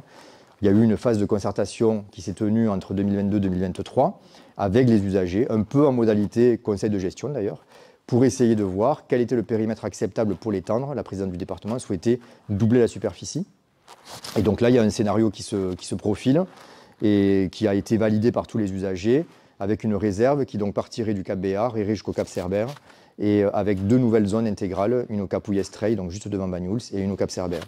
Et c'est encore une fois, ces zones de réserve intégrale, c'est ce qui fait vraiment marcher le système, puisque c'est là qu'on va avoir vraiment sanctuarisation, reproduction importante et repeuplement à côté. Donc voilà, donc là on est dans une phase maintenant administrative, la concertation a été faite, ça passe en phase administrative, et a priori, si tout va bien, dans 2 ans, on aura une réserve étendue entre le Cap Béar et le Cap Cerbère, avec une réglementation qui sera différenciée quand même de la réserve actuelle. Donc les intégrales, ça ne bouge pas. Quand on est en intégrale, tout est interdit. Mais dans la réserve partielle, étant donné qu'elle va prendre quand même une grande part du littoral rocheux, il y aura des zones, par exemple, où la chasse sous-marine sera interdite, sinon on interdise la chasse sur tout le littoral quasiment. Voilà, donc ça sera différencié. Voilà, donc je vous ai dressé le tableau de la richesse de notre département. Mais donc cette richesse, elle est menacée par des espèces non indigènes. Et donc des espèces non indigènes, qui était une des parties du titre de ma conférence. Une espèce non indigène, c'est une espèce qui n'est pas originelle de la zone dans laquelle elle se trouve. Elles viennent d'ailleurs. Donc elles viennent d'ailleurs en Méditerranée. Comment? Je vous l'ai dit, elles peuvent venir par le détroit de Gibraltar. On appelle ça des migrants herculéens, donc ils passent par Gibraltar. On a des migrants lessepsiens. C'est Ferdinand de Lesseps qui a construit le canal de Suez. Donc quand ça passe par le canal de Suez, que ça vient de la mer Rouge, on appelle ça des migrants lessepsiens. Et puis une grosse problématique actuelle, enfin depuis longtemps, hein, c'est le transport maritime. Les cargos, quand vous avez des gros tankers qui traversent les océans, quand ils arrivent à un endroit et qu'ils déchargent leur cargaison pour rester en équilibre, ils pompent de l'eau de mer. Et puis quand ils vont quand ils vont retraverser pour aller charger une cargaison ailleurs, ils vont vider leur eau de mer et puis prendre de la cargaison. Sauf qu'ils transportent de l'eau de mer, et dans l'eau de mer, qu'est-ce qu'il y a? Des larves, puisque les animaux marins se reproduisent au travers de larves. Et donc, ils transportent des larves qui vont se retrouver dans des conditions qui ne sont pas les leurs et qui parfois vont pouvoir se développer. Donc, les 3 voies d'introduction, c'est ça. C'est soit du passif, on va dire, par Gibraltar, ça suit l'évolution naturelle, soit du moins passif, c'est le canal de Suez qui est artificiel, et là qui pose des gros soucis, soit effectivement le transport maritime. Mais la chose sur laquelle moi je voulais insister ce soir, c'était en fait démêler le vrai du faux. Parce que nous, tous les étés, on a des signalements au laboratoire. Sur France Bleu, sur lequel j'interviens, c'est très souvent aussi qui me sollicitent. On voit des méduses, on voit ci, on voit là. Est-ce que c'est des espèces exotiques envahissantes? Attention, qu'est-ce qui se passe? La plupart des choses qu'on voit, ce n'est pas des espèces exotiques envahissantes. Donc clairement, le baliste chèvre, c'est ce poisson qu'il était mord les pieds des baigneurs. On a chaque année des signalements. C'est un poisson territorial, c'est une espèce méditerranéenne. Sauf que c'est une espèce qui est thermophile, donc qui vivait plutôt dans les eaux, on va dire, du sud de la Méditerranée, mais qui depuis des décennies remonte, elle remonte même en Manche, donc ça fait bien longtemps qu'elle est remontée. En Manche, elle est considérée comme non indigène, mais chez nous, c'est une espèce méditerranéenne, pas du tout non indigène. Il y a des années où elle est présente, des années où elle l'est moins. Tout va dépendre de la température de l'eau, mais en tout cas, elle fait partie normalement du paysage. Le barracuda, alors là on nous parle des barracudas chaque année, il y a plein de barracudas. Le barracuda, c'est un poisson solitaire qui fait 2,50 m de long, ou 3 mètres de long, qui vit dans les récifs coralliens. Ce qu'on a chez nous, ce n'est pas le barracuda, ça ressemble à un barracuda, mais c'est beaucoup plus petit, c'est la bécune, à bouche jaune. C'est une espèce méditerranéenne, thermophile, qui va certaines années exploser, et puis certaines années, les stocks vont décliner. Évidemment, comme l'eau se réchauffe, alors chez nous pas trop, mais comme l'eau se réchauffe quand même globalement en Méditerranée, évidemment, elle est de plus en plus présente. Mais on a affaire à une espèce méditerranéenne, encore une fois. Pour vous donner une idée, hein, la bécune, en 2006, on a eu une canicule. L'eau de mer dans le département, elle est montée à 28 degrés. Il y a eu pas mal de mortalité sur plein d'espèces. Et puis, l'eau chaude favorise aussi la reproduction de certaines espèces, même des espèces locales comme le sar. Ça marche super bien. Cette année-là, les bécunes se sont reproduites à fond. Et dans les années qui ont suivi, on a eu plein de petits barracudas, donc de petites bécunes, dans les eaux de Bagnolenc. Sauf qu'au bout de 3 ans, il n'y en avait plus. Maintenant, on a un équilibre, il y en a, mais elles ne sont pas non plus hyper envahissantes. Elles sont présentes dans le périmètre, mais il suffit qu'il y ait un hiver froid pour que tout le monde meure, et puis ça se reconstitue petit à petit. Donc on n'est pas encore sur quelque chose de vraiment critique. Les dorades coryphènes, pareil. La dorade coryphène, là, tous les pêcheurs, l'été, maintenant, pêchent des dorades coryphènes. C'est ce poisson que vous avez à gauche, en bas. C'est ce qu'on connaît sous le nom de maï-maï, sous les tropiques. C'est un poisson extrêmement bon. C'est pareil, c'est une espèce présente en Méditerranée, plutôt eau chaude de la Méditerranée, mais qui, depuis toujours, se balade. Alors il y a des étés où, effectivement, la reproduction va réussir parce que c'est plus chaud, et puis des étés où ça va être très froid, et la reproduction va rater, donc ça ne s'installe pas encore. Le pire que j'ai eu comme témoignage, c'est les tortues marines. Un plaisancier qui, un jour, j'étais à l'aquarium, me dit « C'est fou, on est envahi par les tortues marines ». Ben non, on n'est pas envahi par les tortues marines. Les tortues marines, c'est une espèce méditerranéenne, protégée, en voie de disparition, grâce aux mesures de protection qui ont été mises en place il y a une vingtaine d'années, mise en protection de la tortue, sensibilisation des pêcheurs surtout, qui maintenant les remettent à l'eau ou leur font évacuer l'eau avant de les relâcher. On a une population qui remonte, et donc du coup, non, on n'a pas affaire à une espèce exotique envahissante, on a juste affaire à un renouvellement de la population, et ça marche, la conservation a marché. Alors le truc maintenant qui se passe, c'est que vous avez dû entendre parler l'année dernière de pontes de tortues marines.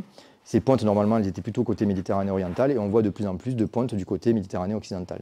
Est-ce que c'est un retour à la normale ou pas? On ne sait pas, mais toujours est-il qu'en tout cas, elles se reproduisent dans une zone où, jusqu'à présent, à vue de génération d'humains, on ne les voyait pas, mais s'il faut, il y a 200 ans, elles se reproduisaient sur notre littoral et personne ne se préoccupait de ça. Donc voilà, c'est une espèce bien locale et justement c'est la conservation qui a permis de la préserver et de faire en sorte que les stocks soient aussi développés. Les méduses, alors les méduses, il y en a plein, il y a les méduses écorées qu'on va trouver maintenant près du littoral, transparentes avec ses traits noirs. Vous allez avoir les pélagiques, qui sont celles qui piquent en plein été. C'est des cycles de vie plus ou moins rapides en fonction des conditions météo et en fonction chez nous surtout du vent, du régime de vent. On va avoir des apparitions de méduses. C'est tout à fait normal. Les vélèles aussi. Les vélèles, c'est ce qui s'est échoué sur les plages là, il y a quelques semaines en arrière, à Sainte-Marie, mais on en a eu aussi à Banyuls. Ça sent particulièrement mauvais après. Ce sont des espèces méditerranéennes aussi, mais qui se reproduisent à des moments où ça leur va bien. Généralement, ça reste au large, il suffit qu'il y ait un mauvais régime de vent, et puis tout le monde arrive à la plage, et voilà, et elle meurt. Mais on est sur du local. Vous voyez ce poisson tropical aussi là-haut, la girelle pan. La girelle pan, en fait, c'est une girelle méditerranéenne, extrêmement présente du côté du Cap de Crèves depuis toujours, très présente à Marseille, très présente en Corse. Chez nous, on la voit plutôt l'été, et en hiver, elle disparaît parce qu'il fait trop froid. Bon, là, on commence à voir des individus qui grandissent un petit peu et qui meurent maintenant, ou qui disparaissent en tout cas, toujours un petit peu plus gros. Donc il y a quand même quelque chose qui se passe. Mais encore une fois, pas poisson tropical, c'est un poisson méditerranéen, Thalassoma pavo. C'est pas du tout le Thalassoma des eaux tropicales qu'on peut trouver dans les récifs coralliens. Donc voilà, donc il y a beaucoup de témoignages comme ça où finalement on n'a pas affaire à des espèces non indigènes, c'est des espèces locales qui profitent des conditions environnementales pour se développer, mais qui généralement régressent après quand les conditions environnementales reviennent à la normale. Les vrais visiteurs, ils sont là. Les vrais visiteurs, c'est ça, c'est la soie brésilienne, ça, personne n'en parle. C'est quelques pêcheurs qui en prennent de temps en temps. Donc ça, c'est un poisson de l'Atlantique tropical qui rentre par Gibraltar et qui a tendance à arriver un peu dans nos eaux. Le risque, c'est qu'elle concurrence notre sope, qui est le poisson qui mange les herbiers de Posidonie. Donc voilà, c'est une des inquiétudes, mais pour l'instant, c'est quelques individus par-ci par-là, donc rien de bien méchant. Un autre poisson non local, le grondeur métis. Je pense que personne n'a jamais entendu parler du grondeur métis. C'est un poisson qu'on trouve dans les récifs artificiels. Pareil, ça vient de l'Atlantique plutôt tropical. On n'est pas sur une espèce méditerranéenne. Donc voilà, finalement, les vrais intrus, on n'en parle pas. Celui-là aussi, le Memmiopsis lady, c'est un animal qui est, si je résume, assez proche des méduses. On n'est quand même pas dans le même groupe, mais c'est un animal qui se comporte un peu pareil, qui va manger du plancton. Cet animal, en fait, il vient d'Amérique du Nord, transporté par les eaux de ballast. Et il se développe, alors il s'est développé beaucoup en Caspienne, il s'est beaucoup développé en mer Noire. Il a décimé les stocks de poissons parce qu'il mange les œufs. Et chez nous, on en a. Personne n'en parle. Il y en a plein dans les ports, il y en a plein dans le Cat, il y en a plein à Canet aussi. Mais ça reste à des densités qui sont relativement faibles, donc ils ne posent pas de problème finalement. Les pêcheurs commencent à s'en plaindre un petit peu en lagune, du côté de Bache-Sigean par exemple, parce qu'ils disent que ça leur colmate les filets. Et c'est des petits animaux comme ça. Bon, personne ne parle de ça. Mais toujours est-il que ça, c'est une vraie espèce exotique envahissante. Sur Banyuls, pendant longtemps, on nous a dit il n'y a pas d'algues tropicales envahissantes.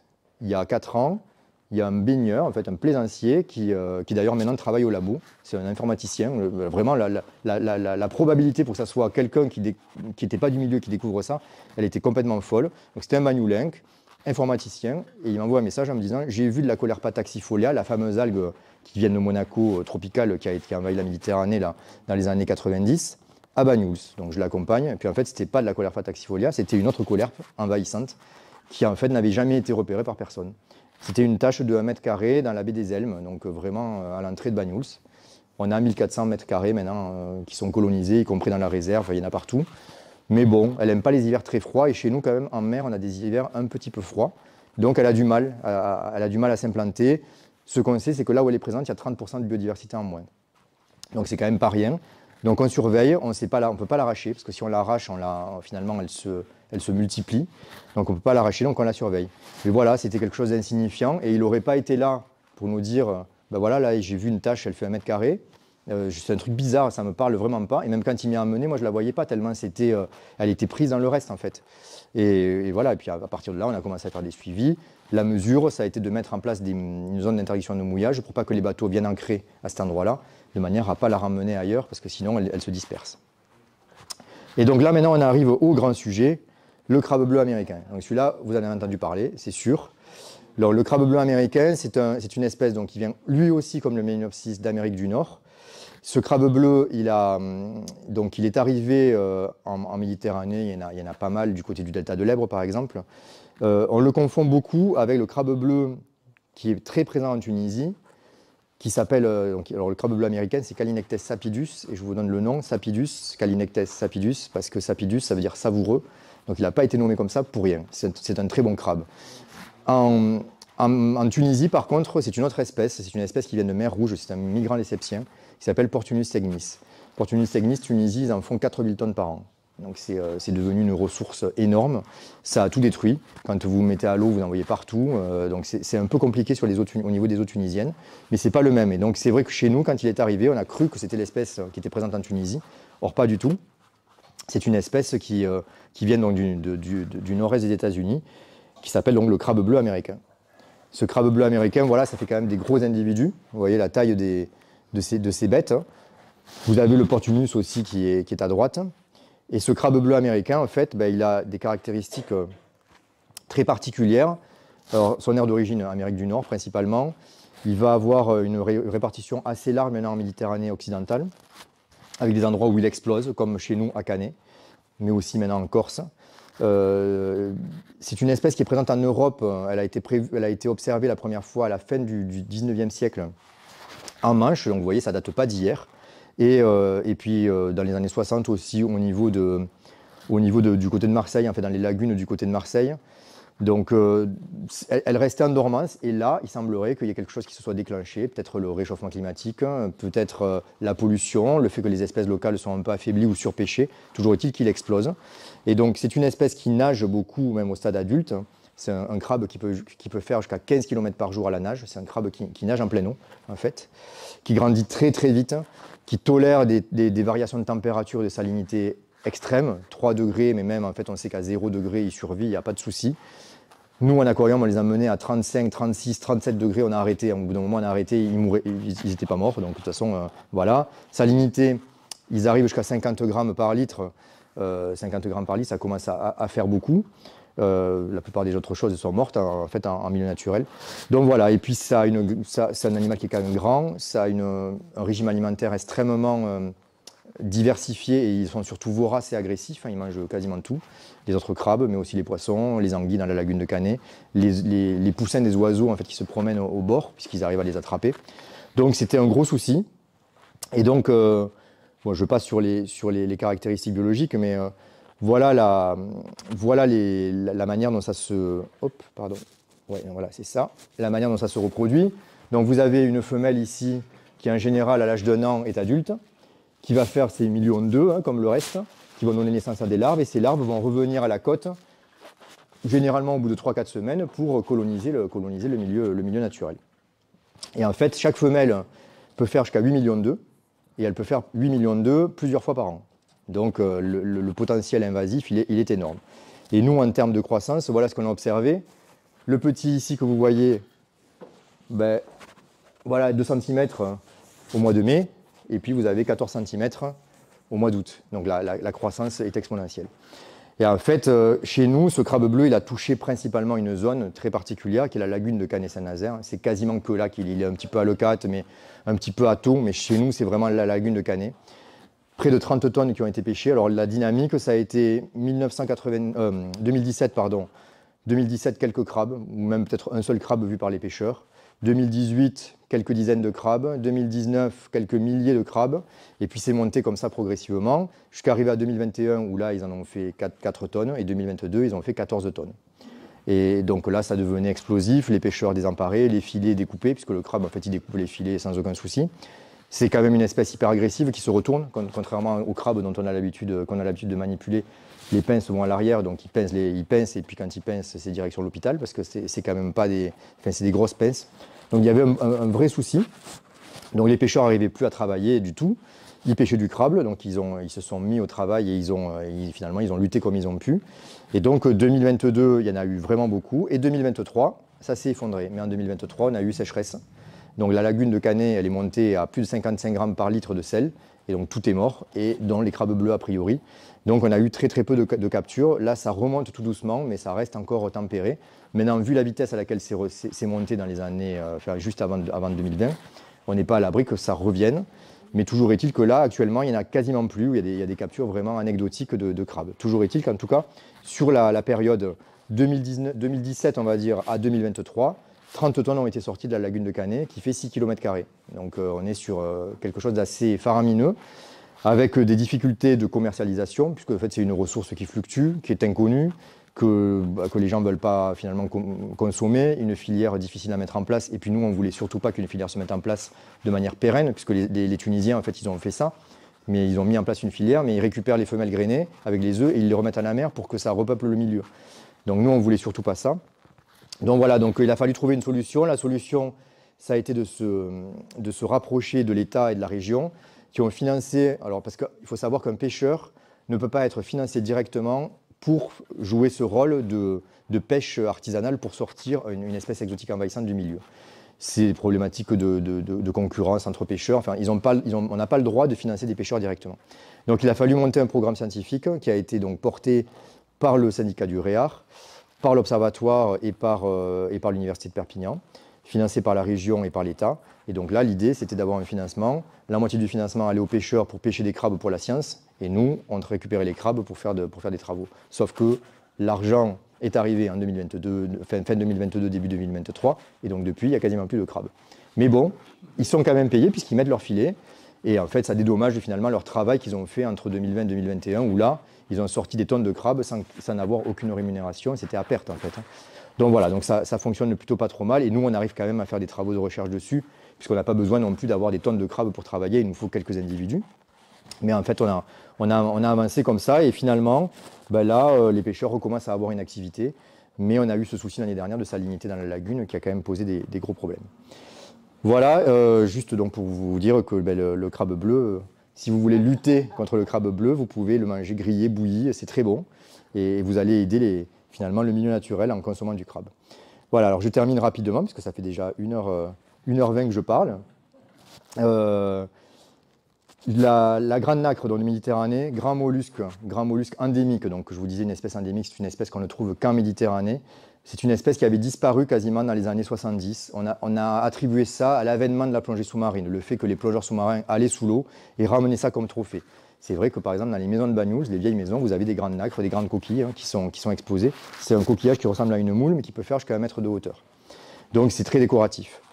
Donc tout se passait, enfin disons qu'on n'avait presque pas de grandes nacres. Presque plus de grandes nacres chez nous, une vingtaine ou une trentaine dans la réserve connue. Et puis à partir de donc l'animal a été mis en statut de protection. Et à partir de 2006, la fameuse année 2006, super été, très bonne reproduction, certainement d'individus d'Espagne ou d'ailleurs. Et puis recolonisation. On s'est retrouvé comme ça avec une remontée graduelle de la population. Et en 2016, on avait 15 000 individus qui étaient répertoriés sur le littoral des Pyrénées-Orientales et en particulier dans la réserve marine. Ça, c'était 2015. En 2016, tout est mort. Alors, c'est pas mort qu'à Banyuls, hein, c'est mort aux Baléares, c'est mort en Italie, c'est mort en Croatie, c'est mort partout. Et donc là, des recherches ont été menées. Et en fait, ce qui s'est passé, c'est pour ça que je mets ça dans les espèces non indigènes, c'est qu'il y a un parasite qui a été détecté. Alors un parasite microscopique qu'on ne peut détecter que soit par de la biologie moléculaire, soit par de la microscopie électronique, donc des technologies qui n'existaient, enfin, en tout cas qui n'étaient pas aussi développées dans les années 70 ou qui n'existaient pas. Et ce parasite, en fait, paralyse la nacre, en fait, bloque sa glande digestive, bloque le muscle qui lui permet d'ouvrir et fermer sa coquille. Et en quelques jours, en fait, la nacre est morte. Et donc, c'est ce parasite associé à des bactéries, en plus, qui viennent se mettre par-dessus pour bien arranger les choses, qui déciment les stocks de nacre. Là, actuellement, donc, nous, on est sur des projets de conservation. Alors, il reste des grandes nacres dans les lagunes. On ne sait pas pourquoi, mais dans les lagunes, la population en fait, se maintient plutôt pas mal. Il y a encore des centaines de milliers d'individus entre leucates et Eto. Donc il y a encore une belle population. Mais si vous prenez une grande nacre de leucate, que vous la ramenez à Banyuls, vous la mettez en aquarium fermé, stérilisé, pas de problème, elle va tenir sans aucun souci. Vous ouvrez le robinet d'eau de mer qui pompe de l'eau de mer dans la baie, en 15 jours, elle est morte. Le parasite revient, quand on fait le test en biologie moléculaire, le parasite est là. Or, il n'y a plus de nacre en milieu naturel. Donc le parasite doit être présent sur autre chose. Et ce parasite, en fait, qui s'appelle Haplosporidium pinae, alors Pina, c'est le nom de la nacre, en fait, donc il a été décrit comme le parasite spécifique de la nacre. On ne sait pas si finalement c'est un parasite qui est présent dans la population de grandes nacres et qui, dans les années 70, avait déjà décimé la population parce qu'il y en avait trop ou parce que voilà, c'était un mode de régulation normal, ou si c'est une espèce exotique envahissante qui est arrivée par les eaux de ballast, qui colonise d'autres mollusques ailleurs, en Australie par exemple, et qui est arrivée en Méditerranée et qui s'attaque à nos grandes nacres. Donc voilà, donc ça c'est des sujets de recherche actuels. Nous on essaye de reproduire cet animal en captivité. C'est vraiment pas simple, il y a une reproduction par an, il faut tomber dessus.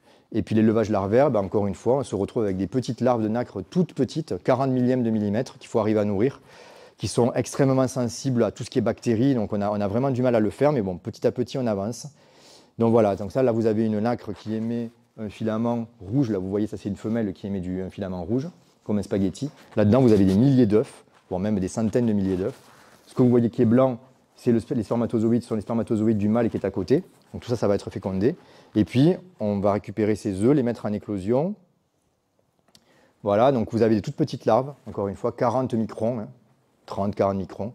Voilà, ça ressemble à ça. Hein, donc ça ne ressemble pas du tout à une grande nacre. Et c'est là maintenant qu'il faut mettre en place des techniques d'élevage. Donc tout comme on élève des huîtres, des moules, évidemment la grande nacre, on va finir par y arriver. Mais ce n'est pas simple. C'est pas quelque chose de simple. Et surtout, les essais sont pas... On ne peut pas les démultiplier puisqu'elles se reproduisent une fois par an. Et qu'en plus, c'est une espèce protégée. Il faut des autorisations de prélèvement. Enfin, c'est quand même compliqué. Toujours est-il qu'on a quand même des beaux stocks à leucate. Donc on est quand même rassuré pour ça. La question qui émerge maintenant, c'est est-ce que la grande nacre finalement n'est pas une espèce lagunaire? Est-ce que finalement la grande nacre, son habitat naturel, c'est la lagune? Et puis de temps en temps, il y a des individus qui sortent, qui s'installent en mer, ça marche jusqu'à un certain temps, et à un moment donné, elles sont décimées parce que ce n'est pas son habitat naturel. Donc c'est une des hypothèses, mais quand même, c'est quand même assez bizarre. C'est quand même assez bizarre, d'autant plus qu'on voit maintenant d'autres mollusques aussi qui subissent ces mortalités. Donc il y a quand même des indices qui semblent nous dire que ce parasite, il n'a rien à faire là. Mais bon, à vérifier. Donc là, nous, actuellement, comme on a du mal à faire la reproduction, parce que on se heurte au même problème que nos collègues dans les autres pays, hein, on fait de la collecte de juvéniles, puisque ces larves en milieu naturel, dans les lagunes, elles partent au large, comme tout le reste, et à un moment donné, elles reviennent, elles se fixent. Et donc on met des enchevêtrements de filets dans la lagune, vous voyez, ça fait des boules un peu comme des ballons de foot, avec du filet dedans. Et en fait, dedans, on récupère ensuite des toutes petites nacres qui se sont fixées. Et donc c'est les larves qui rentrent, elles se fixent, et puis elles n'ont pas besoin qu'on les nourrisse nous, elles se nourrissent elles-mêmes, et on les récupère, elles font déjà 2 ou 3 cm, et c'est déjà des petits coquillages qu'on peut ensuite placer en aquarium.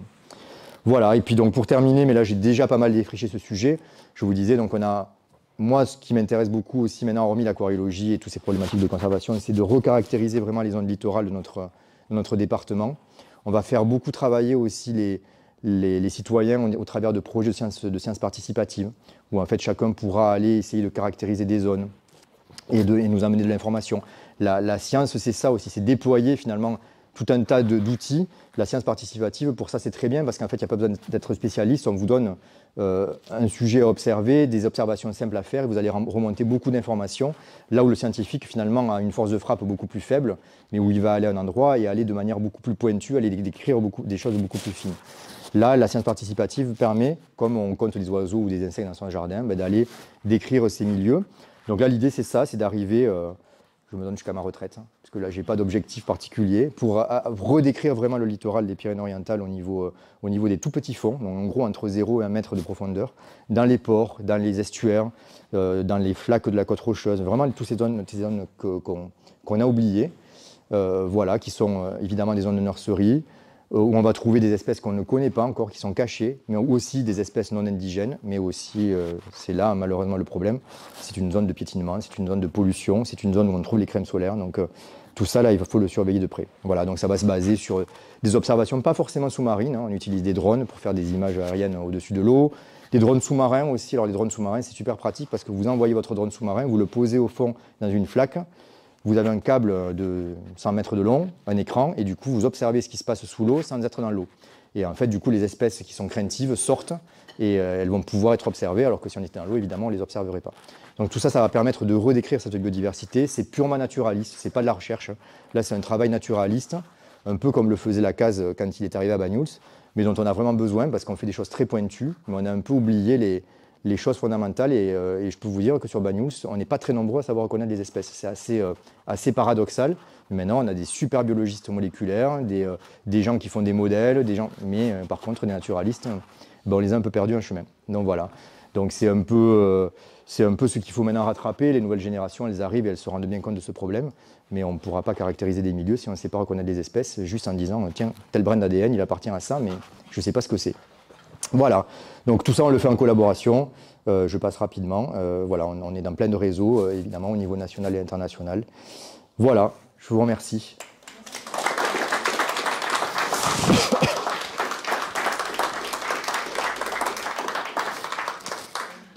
Alors, je vous remercie pour cette conférence passionnante faite par un chercheur passionné. Et effectivement, c'était très bien illustré. Et c'était très intéressant pour nous. Alors, j'ai remarqué que vous étiez optimiste. Alors, plutôt. Voilà. Alors, chez nous, comme vous dites, c'était toujours optimiste chez nous. Et donc, chez nous... Il faut le rester.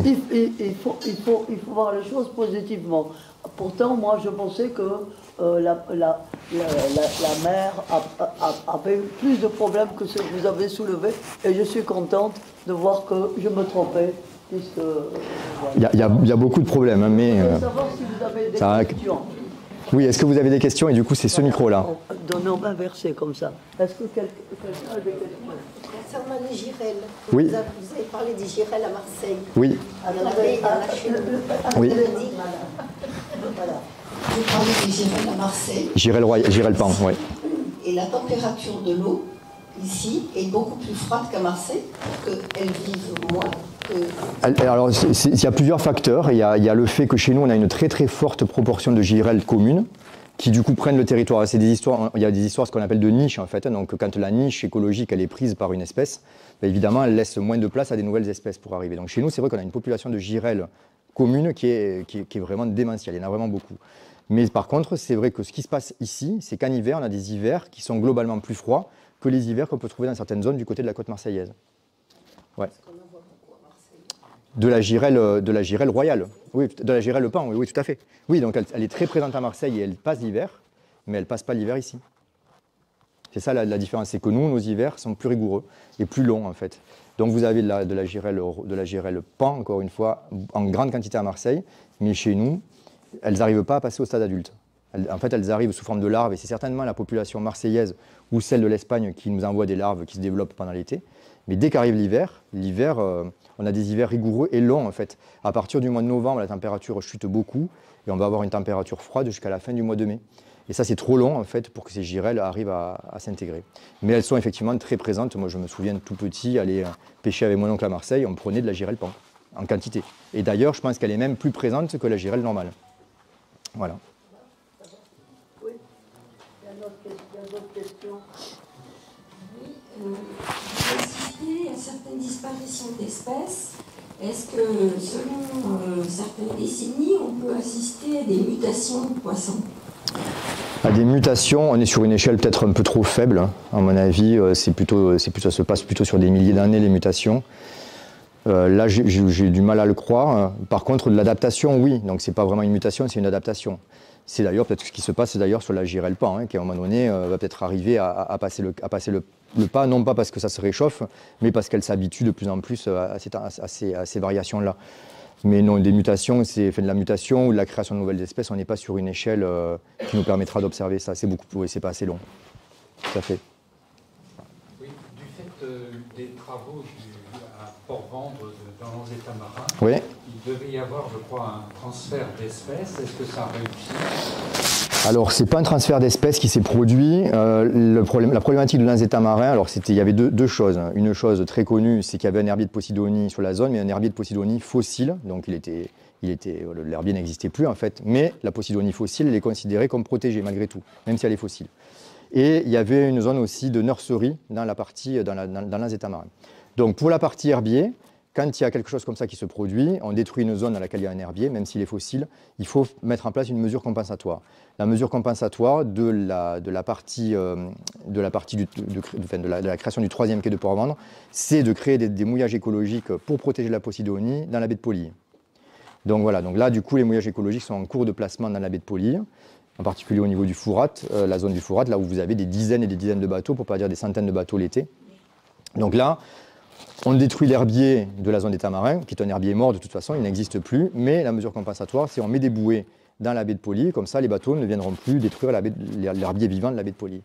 Et pour la partie nurserie de poissons, puisque là on est dans des tout petits fonds dans certains États marins, du coup la nurserie elle va être détruite. Alors en plus, Philippe L'Enfant qui est à l'université de Perpignan pourrait vous le dire, c'est la zone du port de Port-Vendre où il y a le plus de juvéniles de poissons. Mais du coup, sur les plots qui vont permettre de créer le quai, ils vont créer en fait de l'habitat pour recréer justement ces nurseries de poissons. Et ça marche plutôt pas mal. Donc normalement, on ne devrait pas trop perdre, pas dans toute la phase de travaux, c'est certain que là, il n'y aura plus de recrutement, il n'y aura plus de juvéniles. Mais derrière, normalement, il devrait y avoir à nouveau un rôle de nurserie assez important. Voilà. La pollution de Port-Vendre, pardon, oui, la pollution de Port-Vendre, vous la contrôlez? Alors la pollution... de dire qu'elle était très forte. Elle est contrôlée. Alors nous, au niveau alors il doit y avoir des analyses départementales, j'imagine, qui sont faites. Mais par contre, nous, au niveau du labo, ce qui est fait, c'est qu'on utilise justement ces larves de poissons qui rentrent dans le port pour essayer de mesurer l'impact de la pollution, s'il y a pollution vraiment avérée, par rapport au comportement que peuvent avoir, on le regarde au niveau comportement, par rapport au comportement que peuvent avoir les larves à l'extérieur du port de Port-Vendre. Donc on va chercher des larves de poissons dans des criques abritées. On récupère des larves de poissons dans le port de Port-Vendre et elles vont être soumises ensuite à des tests. On les fait nager dans des canaux dans lesquels on fait circuler de l'eau avec du polluant, pas du polluant, et on regarde un petit peu comment ça réagit pour voir si effectivement il y a un impact, et en particulier un impact sur la métamorphose. Puisque quand ces larves de poissons qui sont au large dans le plancton reviennent, elles doivent se métamorphoser. On prend le cas d'une larve de sard, quand elle est au large, elle va manger des toutes petites crevettes, elle va manger du plancton en fait. Et quand elle arrive à la côte, il va falloir qu'elle mange des algues, qu'elle mange des trucs qui sont sur les rochers. Donc elle perd ses dents, elle change ses dents, elle change son microbiote intestinal, elle change de couleur, enfin il y a tout qui se modifie. Donc c'est une métamorphose comme le tétard qui devient grenouille. Sauf que c'est d'autres caractères qui se modifient. Et ça, en termes d'énergie, c'est énorme. Si vous rajoutez à ça de la pollution, évidemment, la larve, elle n'arrivera jamais à se métamorphoser.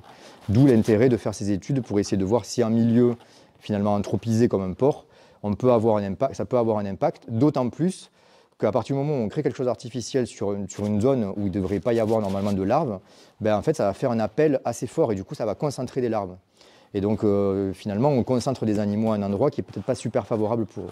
Donc, c'est pour ça que ces études elles sont menées. Mais sur la pollution du port de Port-Vendre, on est en plein dedans, là. Et je pense que les résultats ne sont pas encore prêts de sortir. Mais voilà, c'est surveillé.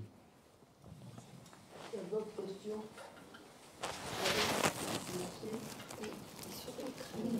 C'est juste pour demander, il y a à peu près une vingtaine d'années, il y a eu beaucoup de violets.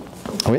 Du jour au lendemain, en 2-3 ans, ça a disparu. Qu'est-ce qui s'est passé? Alors on ne le sait pas, parce qu'en fait à l'époque on ne s'y est pas intéressé malheureusement. Les gens qui étaient vraiment sur le terrain n'auraient pas vraiment regardé ça de près. Toujours est-il qu'effectivement, je pense que c'est 1998 ou 1999, ils ont tous disparu. Et pas que chez nous, ça a été général. On suppose que c'est un virus. On suppose que c'est un virus, le stock n'est jamais remonté, alors que généralement, quand il y a une extinction comme ça finit par revenir. Ça n'a jamais atteint le niveau qu'il y avait. Par contre, ce qui est certain, c'est qu'à l'époque, c'était les premières années où je plongeais, vous alliez au fond, il y avait des violets partout. Donc peut-être aussi une problématique de surpopulation, finalement, peut-être un peu dans un mode invasif sans être local, enfin sans être une espèce envahissante, mais en tout cas peut-être qu'ils se sont trop développés et ça a du coup généré une pandémie. On ne sait pas trop. Toujours est-il qu'ils ont vraiment diminué, et là on en trouve, hein, il n'y a quand même pas zéro violet, mais c'est d'une espèce hyper commune, c'est devenu quelque chose voilà, d'anecdotique, presque de rare. Oui, oui. Ah, sauf dans les ports, où là par contre dans les ports ils se développent bien. Voilà. Oui. Préconisation, est-ce qu'on constate une amélioration de la pollution ou est-ce que les gens font plus attention? Je ne crois pas, mais bon, ça il faut demander à des chimistes. Quand on met des capteurs, nous on peut mettre des capteurs passifs hein, pour essayer de collecter les polluants. Avec des collègues chimistes, il y a tout un tas de trucs, tout un tas de polluants qui sont collectés. Donc il y a quand même une pollution importante. Alors après, nous sur Bagnoul, c'est particulier, il y a de l'agriculture autour, il y a de la viticulture. Donc il y a quand même beaucoup de choses qui arrivent au travers du ruissellement quand il pleut. Bon, on est sur des baies fermées, donc là encore, les filtres solaires, ça ne doit pas non plus aider. Bon, maintenant, l'impact des filtres solaires, il faut aussi le tempérer. Hein. Ce sont des molécules qui restent en surface. On n'est pas dans une zone où il y a des milliers de personnes qui se tartinent de crème. Mais quand même, ça doit contribuer en se rajoutant à d'autres pressions, à des menaces sur la faune et la flore. Mais après, non, le comportement des gens, je crois que c'est peine perdue. Voilà, le milieu naturel s'en sortira d'une autre manière. Ou alors parce qu'il y aura des réglementations vraiment très strictes, mais sinon, je n'ai pas l'impression que ça change beaucoup. Voilà. Le seul truc par contre qu'on voit, c'est qu'en plongée, quand on plonge maintenant, depuis 2-3 ans, les fonds sont beaucoup plus propres. On voit presque plus de plastique, mais en fait, c'est lié à une seule chose, c'est qu'il ne pleut pas et que du coup, il n'y a plus de crues. Et comme il n'y a plus de crues, il n'y a plus rien qui arrive en mer. Mais quand il va y avoir une bonne crue, alors là, ça va être la décharge complète, on va se retrouver de nouveau avec plein de plastique sous l'eau. Et là, c'est vrai que le Racou, par exemple, Sainte-Marie, c'est vraiment des endroits moi, que je fréquente et qui sont très très chargés en plastique, là, c'est plutôt propre en ce moment. Mais c'est purement et simplement lié au fait que le TEC, la tête et la glie, ça ne décharge plus rien actuellement. Voilà. Sainte-Marie est placée face à la mer, donc il y a une... Oui, en plus, ouais, tout à fait. Oui. Puis en plus, ça revient, oui. Tout à fait, oui. La position est différente. Aussi, mais bon, on trouve quand même beaucoup de déchets aussi au niveau du Racou et en baie de Bagnoul aussi, ça peut arriver. Donc voilà, donc ça dépend des courants. Oui, tout à fait. Oui, non, il y a une problématique de courantologie et surtout de décharge des fleuves. Si les fleuves gardent tout, alors là, heureusement, il y a du nettoyage qui est fait. Mais bon, du nettoyage, mais il faudrait le faire jusqu'à la source. On va mettre des filtres qui empêchent tous ces polluants d'entrer dans la mer. Il y a des histoires de filets. Moi, je ne suis pas spécialiste, mais je sais qu'il y a des endroits où il y a des filets qui sont placés justement pour essayer de rattraper un maximum de déchets avant que ça arrive en mer. Après, comme le dit madame, le problème c'est que ça va arriver sur des moments de décharge déjà, donc il y a une grosse pluie, donc le filet en général il est embarqué, et puis après c'est la courantologie locale qui fait que ça va s'accumuler dans une zone plutôt que dans une autre, et cette courantologie elle est vraiment perturbée quand il y a des tempêtes. Et là on va vraiment avoir cette accumulation à Sainte-Marie, au Racou ou ailleurs, mais on a des points d'accumulation. Quoi qu'il en soit, quand ça décharge de partout, même s'il y a des endroits où c'est très concentré, ça va se retrouver quand même partout sur le littoral. On a quand même des points, et vous voyez, même au niveau du fond du canyon de la Casutier, on trouve encore des déchets. Bon, merci pour votre... Merci à vous.